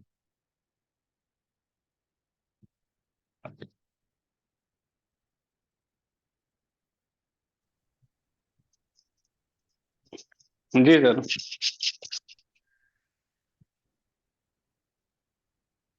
आपकी डेट ऑफ बर्थ बताएंगे सर? सर 1 अगस्त 1981। एक बार दोबारा रिपीट करिए। 1 अगस्त 1981। आपकी वॉइस ब्रेक हो रही है पूरी, केवल 1981 समझ में आ रही है। या जो 1 अगस्त 01081981। 0808। टाइम क्या है आपकी बर्थ का? सर 01 है 18 1981। Time time. टाइम सर ये 9:15 से 9:20 का रात का है।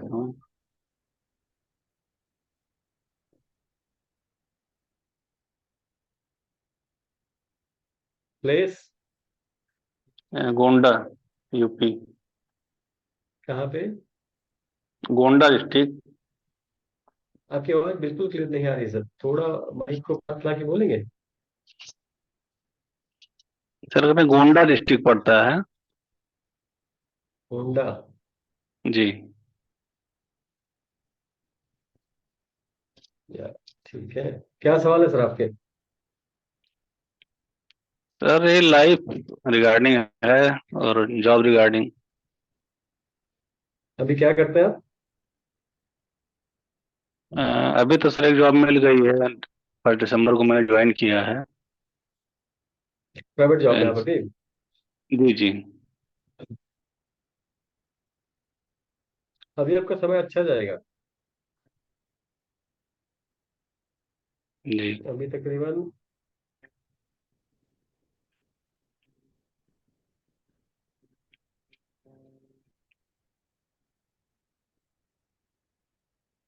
और क्या समस्या है आपको? ये शॉर्ट टेम्पर्डनेस बहुत ज्यादा होगा, इरिटेशन बहुत आती होगी, घर में भी थोड़ा आपका गुस्सा निकलते रहता होगा, ये सारी चीजें होंगी आपकी। और दिक्कतें होंगी वहां पे। सर, लाइफ पार्टनर से काफी नहीं बनती है। जी वही, लाइफ पार्टनर से नहीं लाइफ बनती, समझ पार्टनर में से नहीं बनेगी। नहीं बनती। हाँ, क्योंकि शनि मंगल का कॉम्बिनेशन यहाँ पे बैठा हुआ है। शनि आपके सातवें घर में बैठे हैं लाइफ पार्टनर के स्थान पे, साथ में गुरु भी बैठे हैं, और मंगल आपके चौथे घर में बैठे हैं। आपका जो भी गुस्सा उतरेगा आपके लाइफ पार्टनर पे उतरेगा, और लाइफ पार्टनर से आपकी तू तू मैं चलती रहेगी थोड़ी या थोड़ी। तो ये दिक्कतें हैं। और अभी आपकी मंगल की महादशा चल रही है, और मंगल जो है आपके दूसरे घर के स्वामी हैं। और मंगल में अभी चल रहे हैं गुरु। गुरु देखिए, जॉब के पर्पज से या इन सब चीजों के पर्पज से, प्रोफेशन के हिसाब से समय थोड़ा खट्टा मीठा रहते हुए निकल जाएगा आपका। आप जितना मेहनत करेंगे आपको रिजल्ट मिलेगा मिलेगा, ऐसा कुछ भी नहीं है। लेकिन आपका समस्या वही है, पारिवारिक जीवन में समस्या रहेगी। और यहाँ पे शुक्र के साथ में चंद्रमा छठे घर में बैठे हैं, तो छठे घर का चंद्रमा जो है आपको बार बार नौकरी परिवर्तित करने के लिए मजबूर करता होगा। मजबूर क्या करता होगा? नौकरी बार बार आपकी चेंज होती होगी। नहीं ये सर, ऐसा नहीं है था। वहां पे सर। एक्चुअली मैं हम्म 14 साल मैंने एक ही कंपनी में काम किया। But after hmm. September 2001 से अचानक से चेंजेस आया और मैंने छोड़ दिया एक दिन के अंदर नौकरी, 14 साल करने के बाद एक कंपनी में।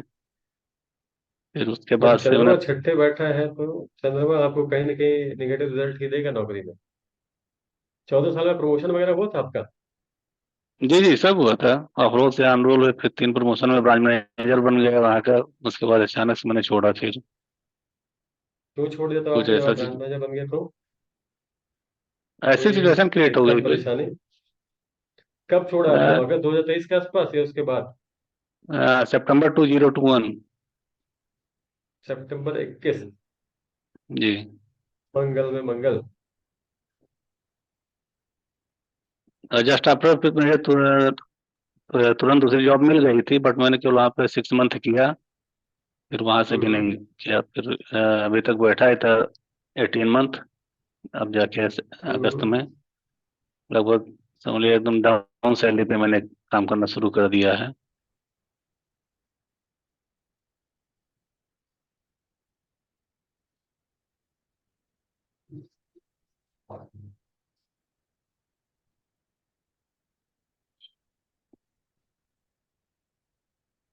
ओके। दिक्कतें कहीं और है। जी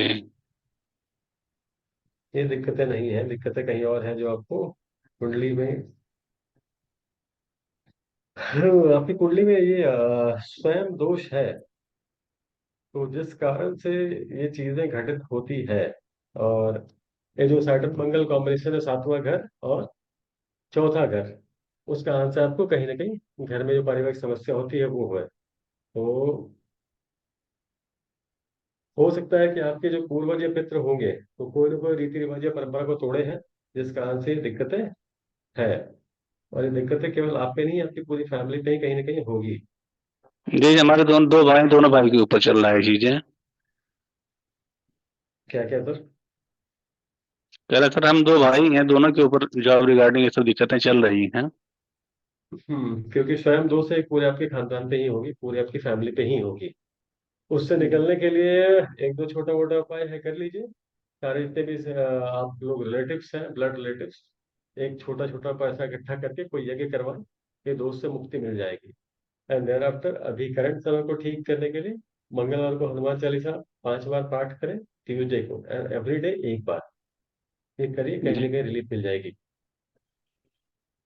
ठीक है सर। अब सर चलते हैं, आगे बढ़ते हैं लोग। सर एक सवाल और पूछ सकते हैं? पूछ लीजिए, कोई दिक्कत नहीं है। अ, जैसे आपने फॉर्म देखा था उसमें बोला था कि आपके पास कई घरों का योग है बनने का, बट हमारी राशि सूर्य है तो उसमें तो अभी अपने जो दिखाया चार्ट उसमें एक ही घर दिख रहा है। एक घर दिख रहा है, हम तो घर के बारे में कुछ बोले नहीं आपको अभी तक। नहीं जैसे अभी जो बता रहे थे कि ये राशियां हैं जो बंटवारा हो तो इसके जो मालिक है उनका एक चंद्रमा और सूर्य का एक एक घर हो गया और लोगों के पास दो दो घर है। सर वो राशियों के घर थे, हमारे घर नहीं थे। दोनों अच्छा ही अलग है। आपके घर जी अलग होते हैं, उनके घर अलग होते हैं। जी जी। तो उस कंफ्यूजन पे ना जाए, वो क्लासेस के लिए पढ़ रहे थे, वो अलग चीज है, ये अलग चीज है। ओके। ठीक है। अब चलिए जी जी दूसरों का भी सवाल ले लेते हैं, और सवाल ही ले रहे हैं क्योंकि दूसरे लोग परेशान हो जाएंगे फिर। जी चलिए। Thank you sir. Welcome sir sir. कल भी तो अब लेना है। किसका लिया जाए, एक और ले लीजिए। क्या सर? कल भी तो लेना है। कल भी लेना है, परसों भी लेना है, नरसों भी लेना है, लोग परेशान हो रहे थे, एक और ले लेना है अभी। सामने ऋतु मैम बैठी, काफी देर से हाथ उठा रही है। नहीं बताइए मैम, आप ही की डिटेल बताइए। कल भी वैसे लेंगे, परसों भी लेंगे, चिंता मत करिए। जितने लोग यहाँ पे हैं मोस्ट प्रोबेबली सभी के सारे के एक एक सवालों के आंसर हम दे देंगे। जो गलती से छूट भी जाएंगे वो ग्रुप पे पोस्ट करिएगा, रिवर्ट कर देंगे आपको हम। ऋतु मैम आपका नाम बताइए पूरा। सर मैं अपने बेटे के लिए पूछ सकती हूँ सवाल? पूछ लीजिए। बेटे का नाम है करण गुप्ता। उसका डेट ऑफ बर्थ है 16 अप्रैल 1997, 1997। टाइम 1:35 PM, आफ्टरनून का टाइम है ना। और प्लेस है 1:35 फिरोजपुर। PM। हाँ जी, फिरोजपुर पंजाब।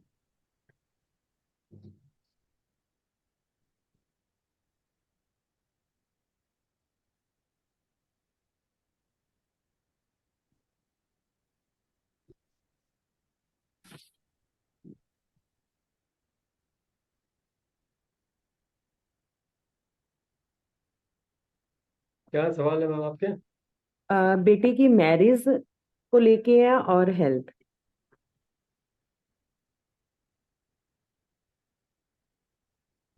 मैरिज अप्रैल 2025 के बाद से, 18 अप्रैल 2025 के बाद से 1.5 साल के बीच में हो जाएगी।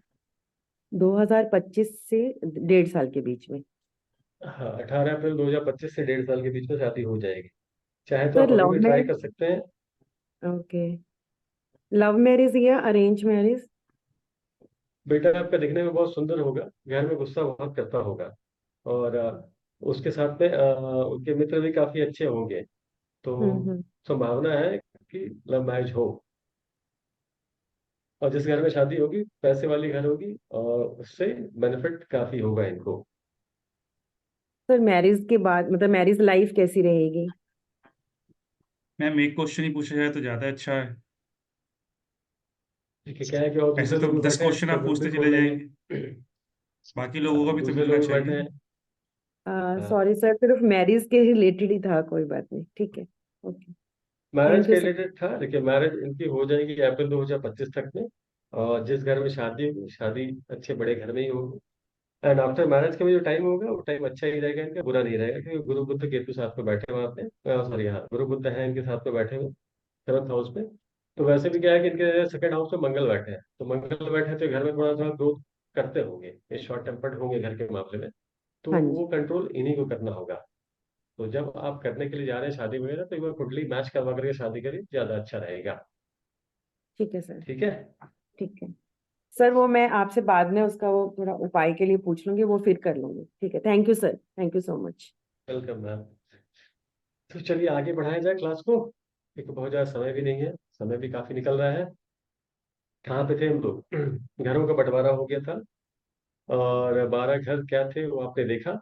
अब आने वाली जो क्लासेस होंगी अभी, अब इसमें भी आपने जो देखा अभी तक कि 12 हाउसेस हैं कुंडली में, 9 प्लैनेट्स हैं और 12 राशियां हैं। अब पहले तो ये आपको समझना है, अब उसके साथ में आपने ये भी देखा कौन सा प्लैनेट किस एज में बैठा हुआ है। अब उस एज के हिसाब से उसके क्या इफेक्ट्स आएगी वो हम लोग देखेंगे। तो 3 4 चीजें आपने अभी तक देख ली, कौन सा प्लैनेट कौन सी राशि में बैठा है, वो इनकी अपनी राशि है या किसी और की राशि में बैठे हैं। अब आपको आने वाले टाइम में हम ये भी बता देंगे कि ये जिस राशि में बैठे हैं ये वहां पे उच्च के रहेंगे, नीच के रहेंगे, या शत्रु राशि है या कि शत्रु राशि नहीं है इनकी। देयर आफ्टर, अब अब जब आगे जाकर के आप कैलकुलेशन करेंगे, तो सबसे पहले तो ये जो 12 हाउसेस आपने देखे, अब राशि उच्च के है नीच के वो बाद में देखने के लिए जाएंगे। सबसे पहले देखेंगे कि जो 12 हाउसेस आपने देखे हैं, वो 12 हाउसेस क्या है, उससे क्या देखते हैं। जब आपका जन्म हुआ तो उस नंबर पे, मीन्स उस जगह पे वही नंबर क्यों लिखा हुआ था, या उससे हम क्या देखते हैं, या उसके बाद नंबर 2 पे क्या आएगा, नंबर 3 पे क्या आएगा, या जब इसकी महादशा या अंतर्दशा आपको आएगी तो क्या क्या फल देगा, क्या रिजल्ट देगा। ये सारी चीजें हम लोग धीरे धीरे करके ये अगले आने वाले 2 3 दिन में हम लोग देखेंगे। अगले आने वाले 2 दिन, आज का दिन तो निकल गया। तो अभी आप लोगों के कुछ सवाल हैं जो अभी तक हमने यहाँ पे चीजें डिस्कस की है उसको लेकर के, तो पूछ सकते हैं, थोड़ा समय है, नहीं तो कुछ ना कुछ टॉपिक को आगे बढ़ा देंगे। सुनीता मैम, और अभी जो जो लोग हैं हैंड रेस करते जाइए, सवाल लेते जाएंगे। अनम्यूट कर लीजिए मैम। प्रणाम गुरुजी। गुरुजी, मुझे वो मैम वक्री मैम वाला नहीं समझ में आया, जैसे आपने कहा ना, जैसे मुझे वर्गोत्तम और अस्त नीच वो समझ में आ गया, वक्री क्या होता है? वक्री क्या होता है, जैसे मान लेते हैं, सिंपल सा है। सन यहाँ पे एक जगह साइलेंट है, सन एक प्लैनेट है, उसके चारों ओर सारे प्लैनेट चक्कर मार रहे हैं, ठीक है। हम लोग कहाँ पे रहते हैं, हम लोग धरती पे रहते हैं। तो अर्थ भी रोटेट हो रही है, अर्थ अपने एक्सिस पे भी रोटेट हो रही है, और उसके चारों ओर प्लैनेट्स भी रोटेट हो रहे हैं। तो जब एक्सिस पे रोटेट हो रही है उसके साथ में अर्थ सन के चारों ओर रोटेट हो रहे हैं। अर्थ दो रोटेशन करती है, एक अपने एक्सिस पे घूम रही है, दूसरा पूरे सर्किल में घूम रही है।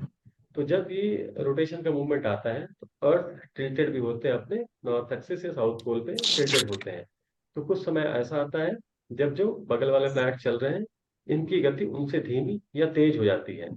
जब अर्थ की गति तेज हो गई और अदर प्लैनेट्स की गति धीमी हो गई, तो इसका मतलब वो पीछे हो जाएंगे, वक्री हो जाएंगे। वक्री का मतलब उल्टा चलना नहीं होता है। यानी प्लैनेट की गति का धीमे हो जाना को वक्री कहते अगर गति धीमी हो गई तो वक्री हो जाते हैं वहां पर। हैं। Okay sir, thank you sir. Welcome ma'am. Suchita ma'am, आप म्यूट पे हैं मैम, अनम्यूट कर लीजिए। हाँ हाँ। प्रणाम गुरुजी। ये हाँ मैम, वैदिक एस्ट्रोलॉजी ही है ना? ये वैदिक एस्ट्रोलॉजी ही है। ओके। तो इसके जो भी अपना रेगुलर रहता है 12 प्लैनेट्स का वही है? हम्म, ओके। वो वही है मैम। जो वही है ना? ओके, ये बेसिक प्लैनेट्स है। 12 नहीं होते हैं, प्लैनेट्स तो 9 ही होते हैं। हाँ, भाव प्लैनेट्स 12 नहीं। होते हैं, राशि यस 12 यस, होती है। राशि 12 होती है। नहीं, वो पहले रोमन में जो लिखा था ना, फर्स्ट सेकंड टू वो भाव 12 था। तक। हाँ, भाव रोमन था। में भाव जो था। हमने लिखा वो भाव था, वही भाव पे आपकी सारी कुंडली चलेगी। क्या है ओके। मैम, अभी जब भी आप एस्ट्रोलॉजी क्लासेस में जाते हैं तो लोग सीधा चालू हो जाएंगे कुंडली लेकर, कुंडली बताना, कुंडली पढ़ाना, कुंडली सिखाना कि ये है, ऐसा है, और आपके 2 4 सवालों के जवाब भी दे देंगे। अब यस देखिए, यस यस। हमने ये चीजें कहीं पढ़ी बड़ी नहीं है, ये चीजें जनरेशन वाइज में चलते आ रही। पहली चीज। दूसरी चीज, हमने वो वर्ड्स यूज किया, वो टेक्निक्स यूज किया जो कि सिंपल और सरल हो, जो कि एक, अब मानते हैं आप जानते हैं पहले से एस्ट्रोलॉजी, तो आप थोड़ा मोड़ा समझ पाएंगे कि पहला घर क्या है, दूसरा घर क्या है, लग्न क्या है, सप्तमेश क्या है, मार्केश क्या है, आप समझ पाएंगे। बट कुछ लोग ऐसे भी हो सकते होंगे, या कुछ लोग जब इस वीडियो को पहली बार देखेंगे तो क्या है कि उस समय वो ये नहीं समझ पाएंगे कि ये चीजें क्या है। या मानते किसी फ्रेशर लोग इसे जब देख रहे हैं, तो इसीलिए हमने इसे डिटेल से बारीक में एकदम धीरे धीरे वन बाय वन करके बताया है कि 12 भाव क्या है, 9 प्लैनेट क्या है, 9 प्लैनेट से राशियां कौन कौन सी हैं, 12 राशियां कहाँ कहाँ बैठ रही, क्या क्या हो रही है, ये सारी चीजें इसलिए नहीं, हमने ये डिटेल में और अच्छे से स्लोली स्लोली समझ में बताया। आया गुरुजी, ये अच्छे समझ में अच्छे आया से समझ में आया। Yes yes yes. और लैंग्वेज भी बहुत एकदम। अच्छी आपकी, सिंपल सोबर अच्छी थी, तो बहुत थैंक यू अच्छे से मैम। समझ में आए। Thank you okay, so much ma'am. Thank you हमने सर। जानबूझ के ऐसा ही लैंग्वेज रखा है ताकि सारे लोग समझ जाए। समझ जाए, यस यस यस, डेफिनेटली। क्योंकि मैंने बहुत बार सीखने की कोशिश की, लेकिन वो वही आपने बताया ना, जो बेसिक से कोई नहीं सिखाता है, वैसे ही हुआ था। अभी आप कहीं भी जाएंगे तो सीधा चालू हो जाएंगे चंद्र कुंडली, हाँ, यस यस नववांश, यस। लग्न कुंडली। तो हमने यहाँ पे ये किया कि कुंडली बनाते कैसे हैं आप। यस, चलिए आपको राइट। चार्ट तो बना बनाया मिल जाएगा, चार्ट जो बना बनाया मिल रहा है वो बना कैसे, कहाँ से बना है उसे आपने, या कैसे वो जो बनाना। सॉफ्टवेयर या एप्लीकेशन जो भी है वो आपको कहाँ से आउटपुट दे रहा है, उस पे आया है, जानबूझ करके आया है। क्योंकि जब आप ओके, बेसिक सीखेंगे तब आपको कोई डरा नहीं पाएगा। और यस हमारा यस। पहला रूल यही है। और वैसे भी हम पढ़ाते नहीं है, हम सिखाते हैं। पढ़ाते थैंक सारे यू लोग हैं, गुरुजी। हमें सिखाना पसंद है। Thank you ma'am. Thank you sir. Archana ma'am. जी नमस्कार। वो नमस्कार मैंने ये, मैम। हाँ नमस्कार। बहुत अच्छा आप पढ़ा रहे, बहुत ही अच्छा। अब हम ये थैंक कह यू रहे हैं कि मैम। ये जो आप मार्केश कहते हैं, तो हम्म। ये मार्केश क्या हुआ, जो जो ये लास्ट वाला आपका फिफ्थ वाला फेज हुआ मार्केश, 8वां जो घर मार्केश है। नहीं, आप कहते हैं ना कल। मार्केश बार बार बोल रहे हैं, तो मेरा हाँ कहने का है हाँ। जैसे बाल अवस्था ये इसमें जो पांचवा वाला है वो मार्केश वाला हुआ। नहीं नहीं मैम, वो तो प्लैनेट्स की एज है। वो हाँ प्लैनेट्स एज की जो है, एज है। मतलब वही एज, एज हाँ। अलग है। ठीक है। तो जैसे मार्केश मानते हो क्या है? आपसे, हाँ, अब आप और हम अपने आप को कंपेयर करते हैं। आप हमसे थोड़े बड़े एज में होंगे। अब बुरा मत मानिए, मानते हैं आपको हम ले लेके आप वृद्धावस्था में चले गए, ठीक है, हाँ और हम आपसे वृद्धावस्था थोड़े है से पक्के। पहले हैं। हाँ, हाँ। अब आपसे हम आपसे फिफ्टी थोड़े से एट। पहले आ गए। ठीक। हाँ अब कोई भी काम को करने के लिए जाएंगे तो आप थोड़ा एनर्जी कम डाल पाएंगे, क्योंकि आप थोड़ा सा जी एजेड हो गए हैं, अब उतनी शरीर नहीं जी चल रही है। अब जी हमें करने के लिए कहेंगे या अरविंद सर को करने के लिए कहेंगे तो अरविंद सर हमसे भी ज्यादा पावरफुल रोड में आएंगे। तो ये जी हमने एज को वहां पे डिनोट किया था। जी जो मार्केश है, मार्केश जो 12 भाव आपने देखा, पहला भाव जी लग्नेश है, लग्न जी का भाव। दूसरा भाव जी द्वितेश है, यानी कि आपका घर का भाव। फिर तीसरा जी। भाव, चौथा, पांचवा, छठा, सप्तमेश, अष्टमेश। जो अष्टमेश आती है वो मार्केश होती है। अच्छा वो मार्केश का भाव होता है जब उस प्लैनेट के, उस राशि के जो स्वामी होते हैं उनकी जब महादशा आएगी, तो उसकी कैलकुलेशन उस हिसाब से करते हैं आप लोग। अच्छा और जी मार्केश का मतलब कोई डरने वाली चीज नहीं है, उसके ऊपर मृत्यु नहीं हो जाती किसी की। चिंता ना करें। जी। नहीं, कुछ जैसे नहीं आप होती कहते हैं है। ना मार्केश में जो है महामृत्युंजय का जाप और हम्म। ये, तो वो किस लिए होता है फिर, खाली वही देखिए क्यों होता है? मार्केश, हाँ, इतने सारे प्लैनेट्स हैं। मार्केश जो आएंगे उस पर भी हम चर्चा करेंगे ही करेंगे। अभी दो तीन अच्छा चीजें अच्छा, छोटी है, अभी हमने एकदम ठीक बेसिक से स्टार्ट किया है, इसलिए हमने ठीक है, कुछ नहीं नहीं नहीं बताया अभी इस, तक। हाँ ठीक है, क्योंकि आप बोल रहे थे मार्केश इसलिए मैंने पूछा, ठीक है। हाँ। बहुत अभी अच्छा देखिए पढ़ा रहे, बहुत मार्केश ही की अच्छा। दशा। Thank you ma'am. मार्केश की मेरा दशा। तेज पढ़ने का नहीं है, लेकिन इंटरेस्ट हो गया तो क्या हम्म। करे। जी मार्केश की दशा देखिए, अब जीवन के अलग अलग समय में आती है। जी मान लेते हैं बचपन के समय में आई या वृद्धावस्था में आई, तब ये ज्यादा दुखदाई होती है। जी दुखदाई क्यों होती है, किसकी मार्केश की भाषा में दुखदाई होती है, पहले तो आपको ये जानना है कि आपका मार्केश कौन है आपकी कुंडली में। अब किसी कोई मार्केश बता दे या मार्क बता दे, इसका मतलब वो मार्क नहीं बन जाएगा, मार्केश नहीं बन जाएगा। वो आपको कष्ट देगा लेकिन आपको मृत्यु नहीं देगा, और मार्केश का मतलब मृत्यु नहीं होता है, कभी नहीं। मार्केश में दो ही मार्केश सबसे हानिकारक होते हैं। सबसे ज्यादा हानिकारक होते हैं शनि की मार्केश, फिर मंगल की मार्केश। अगर ये दोनों मार्केश बचपन में, मतलब कि 10 साल से पहले या फिर वृद्धावस्था में आए, मोटामोटी 75-80s के बाद में, तब ये बहुत कष्टकारी होती है। तब ये आपको दिक्कत देगी। और अगर यंग अवस्था में आती है मार्केश की महादशा, उसमें क्या होता है, जब भी आप कोई काम कर रहे होते हैं वो काम आपको जाकर के 99% पे रुक जाती है। लाइक जैसे अच्छा मानते हैं चंद्रमा की मार्केश आ गई आपकी। चंद्रमा क्या है, चंद्रमा मन है, पानी है। आप कोई भी काम वो करेंगे आपको सेटिस्फेक्शन ही नहीं आएगा। आपने पूरा 100% दे दिया, आपको एग्जाम में मान लेते हैं 95% का स्कोर आया, आप टॉप कर गए हैं, आपको सेटिस्फेक्शन नहीं होगा। आपको क्या चाहिए था वहाँ पे, आपको 100% का स्कोर चाहिए था या 99% का चाहिए था, वो आपको नहीं आया। मान के सूर्य की मार्केश आएगी, आप पूरे टॉप लेवल जॉब पे पहुंच जाइए, आप सीईओ बन जाएंगे, बट आप सैलरी से सेटिस्फाइड नहीं रहेंगे। कहीं ना कहीं आपको वहां पे एक वो लगा रहेगा कि हम इससे ज्यादा भी ले सकते थे। सेम गुरु की आई, शुक्र पे आई, आप कितना भी लग्जरी चीज बढ़ा ले लाइफ में, कितना ही बड़ा घर बना ले, फिर भी आपको कहीं ना कहीं उम्मीद बची होती थी, हाँ इससे भी ज्यादा अच्छा कर सकते थे। वही अगर मंगल की मार्केट से आएगी, शनि की मार्केट से आएगी।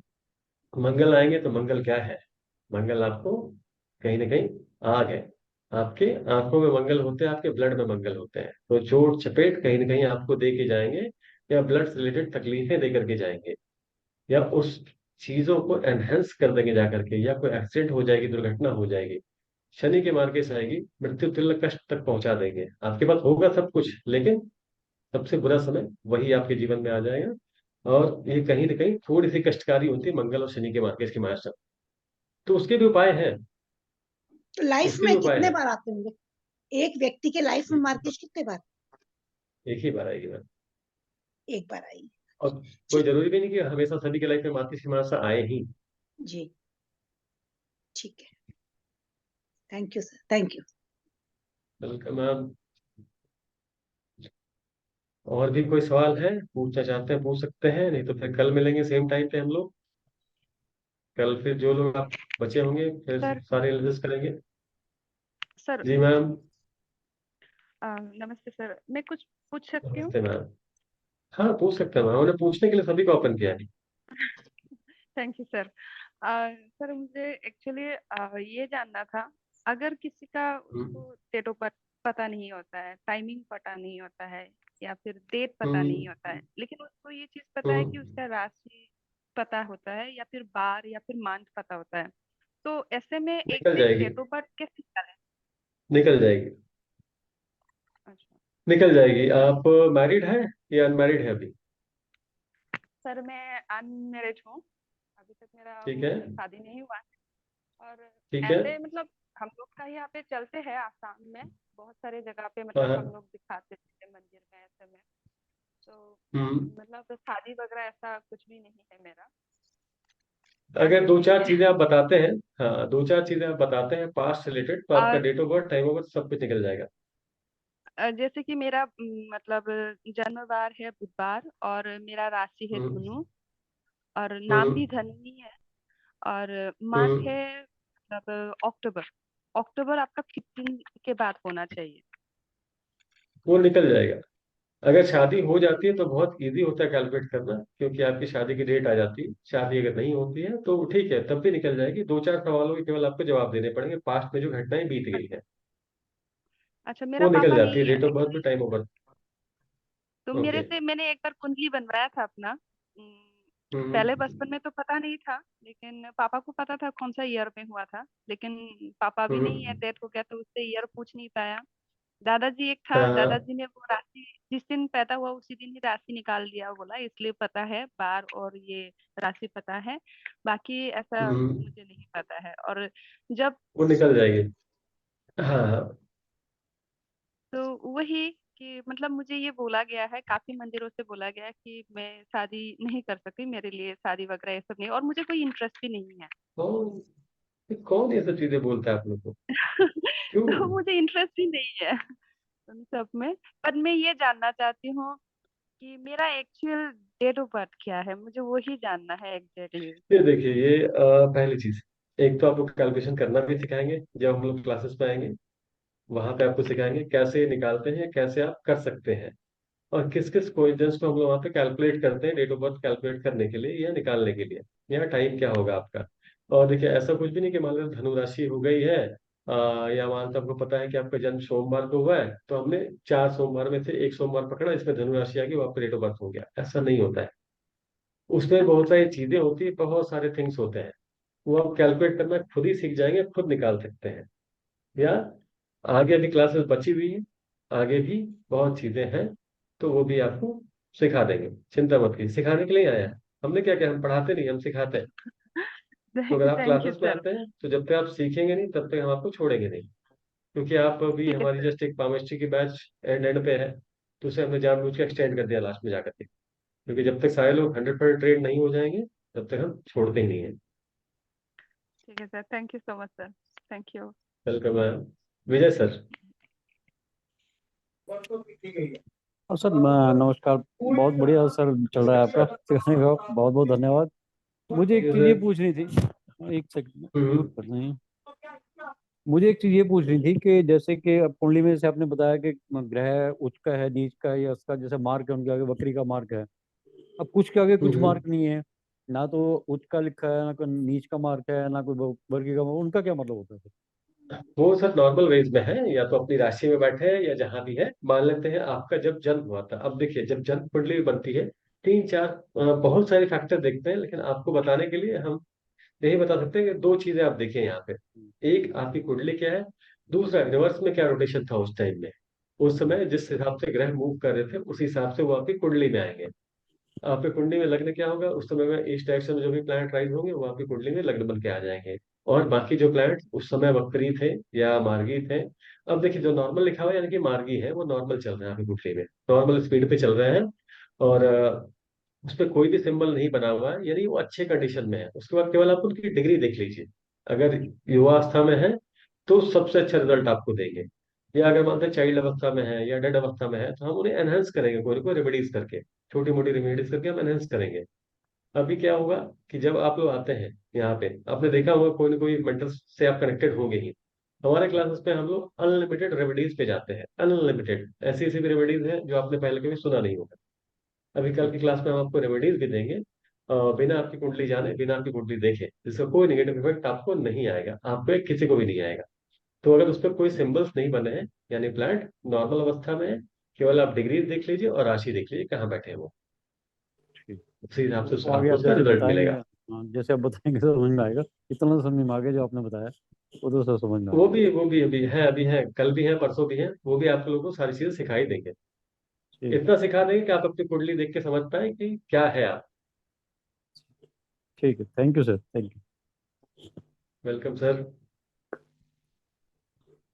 और सर एक निवेदन था कि रिकॉर्डिंग मिल जाए, ताकि एक बार थोड़ा सा रिवाइज कर लेंगे तो थोड़ा ज़्यादा इजी रहेगा। हाँ अरविंद सर, ये तो आप यूट्यूब पे अपलोड करेंगे ना? हाँ जी, हाँ जी। वो हम ठीक। आपस में डिस्कस करके कल इंफॉर्मेशन अपलोड कर देंगे ग्रुप में, क्या ठीक है, करना है क्या नहीं करना है। डन है। ठीक है। कल हम डन इसको है, रिकॉर्डिंग को कोई अपलोड दिक्कत नहीं नहीं। करेंगे, कल हम इसको जूम लिंक पे चलाएंगे। जूम लिंक, एक नया जूम लिंक आ हम्म, जाएगा आफ्टरनून में 12 बजे के आसपास। तो जूम लिंक पे ही हाँ हाँ, चलेगी। ठीक है ना, कल रिकॉर्डिंग अपलोड नहीं होगी अभी। ठीक। डन है। क्योंकि अगर जो रिकॉर्डिंग कल ही अपलोड कर देंगे तो सबको ये आ जाएगा माइंड में कि रिकॉर्डिंग तो मिलेगी ही, तो लाइव कोई आएगा नहीं। ठीक है ना। लाइव आने के नहीं दो सर, तीन बाद में फायदे कर दीजिए, मिलेंगे। कोई बात नहीं, बाद हाँ में कर दीजिए। जब ये 3 दिन हो ठीक है जाएं ना। उसके बाद अपलोड कर देना। या वो ये रिकॉर्डिंग जो यूट्यूब पे नहीं मिलेगी ये गूगल ड्राइव पे मिलेगी। जो लोग आएंगे अपना देखेंगे, अभी बात करेंगे, मैं और आप बात कर लेंगे बीच में, ठीक है ना। कोई दिक्कत नहीं है। और आपने वैसे सही भी बोला लाइव आने सर। से फायदा आप ही को होगा। सर रिकॉर्डिंग मिल जाती तो एक बार रिवीजन हो जाती, मतलब देख के रिकॉर्डिंग हम लोग मिलेगी थोड़ा। मैम, जूम लिंक पे मिलेगी। जैसे हम जूम लिंक पे बैठे अभी बैठे हैं ना, तो हम्म। आपको एक सर्टेन टाइम का एक खोला जाएगा, ओपन किया जाएगा। उसी टाइम पे आपको जूम रिकॉर्डिंग मिलेगी। ऐसे नहीं मिलेगी कि सुबह डाल दी है और अनलिमिटेड टाइम तक के लिए वो चल रही है, वो नहीं मिलेगा। ठीक है ओके। ना, एक पर्टिकुलर टाइम और के लिए ही रिकॉर्डिंग आपको मिलेगी, केवल देखने के लिए। वो ठीक। अभी कोई अभी जैसे जैसी सेशन खत्म होगा तो वो तीन, या अभी हम पोल डाल देंगे कि आपको किस किस टाइम पे रिकॉर्डिंग चाहिए, तो वो उसी टाइम पे आपको अपना तीन देखना चार पड़ेगा। घंटे के लिए दे देना, 3-4 घंटे का टाइम बीच में।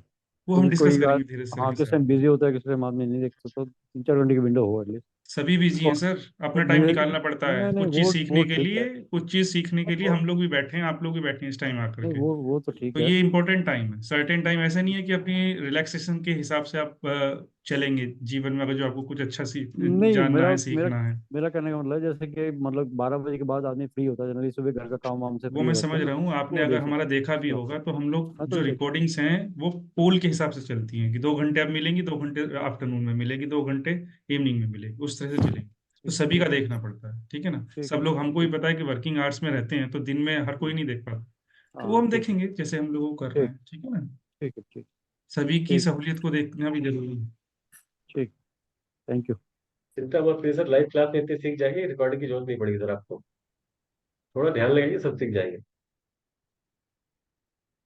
वैसे भी इसमें क्या रखा है सर, कुछ तो है नहीं सर। फार्मेस्ट्री को हमने प्ले स्कूल का नाम दिया था, ऐसे थोड़ा सा हायर स्कूल का नाम दे देंगे, स्कूल ये सर और कुछ नहीं है।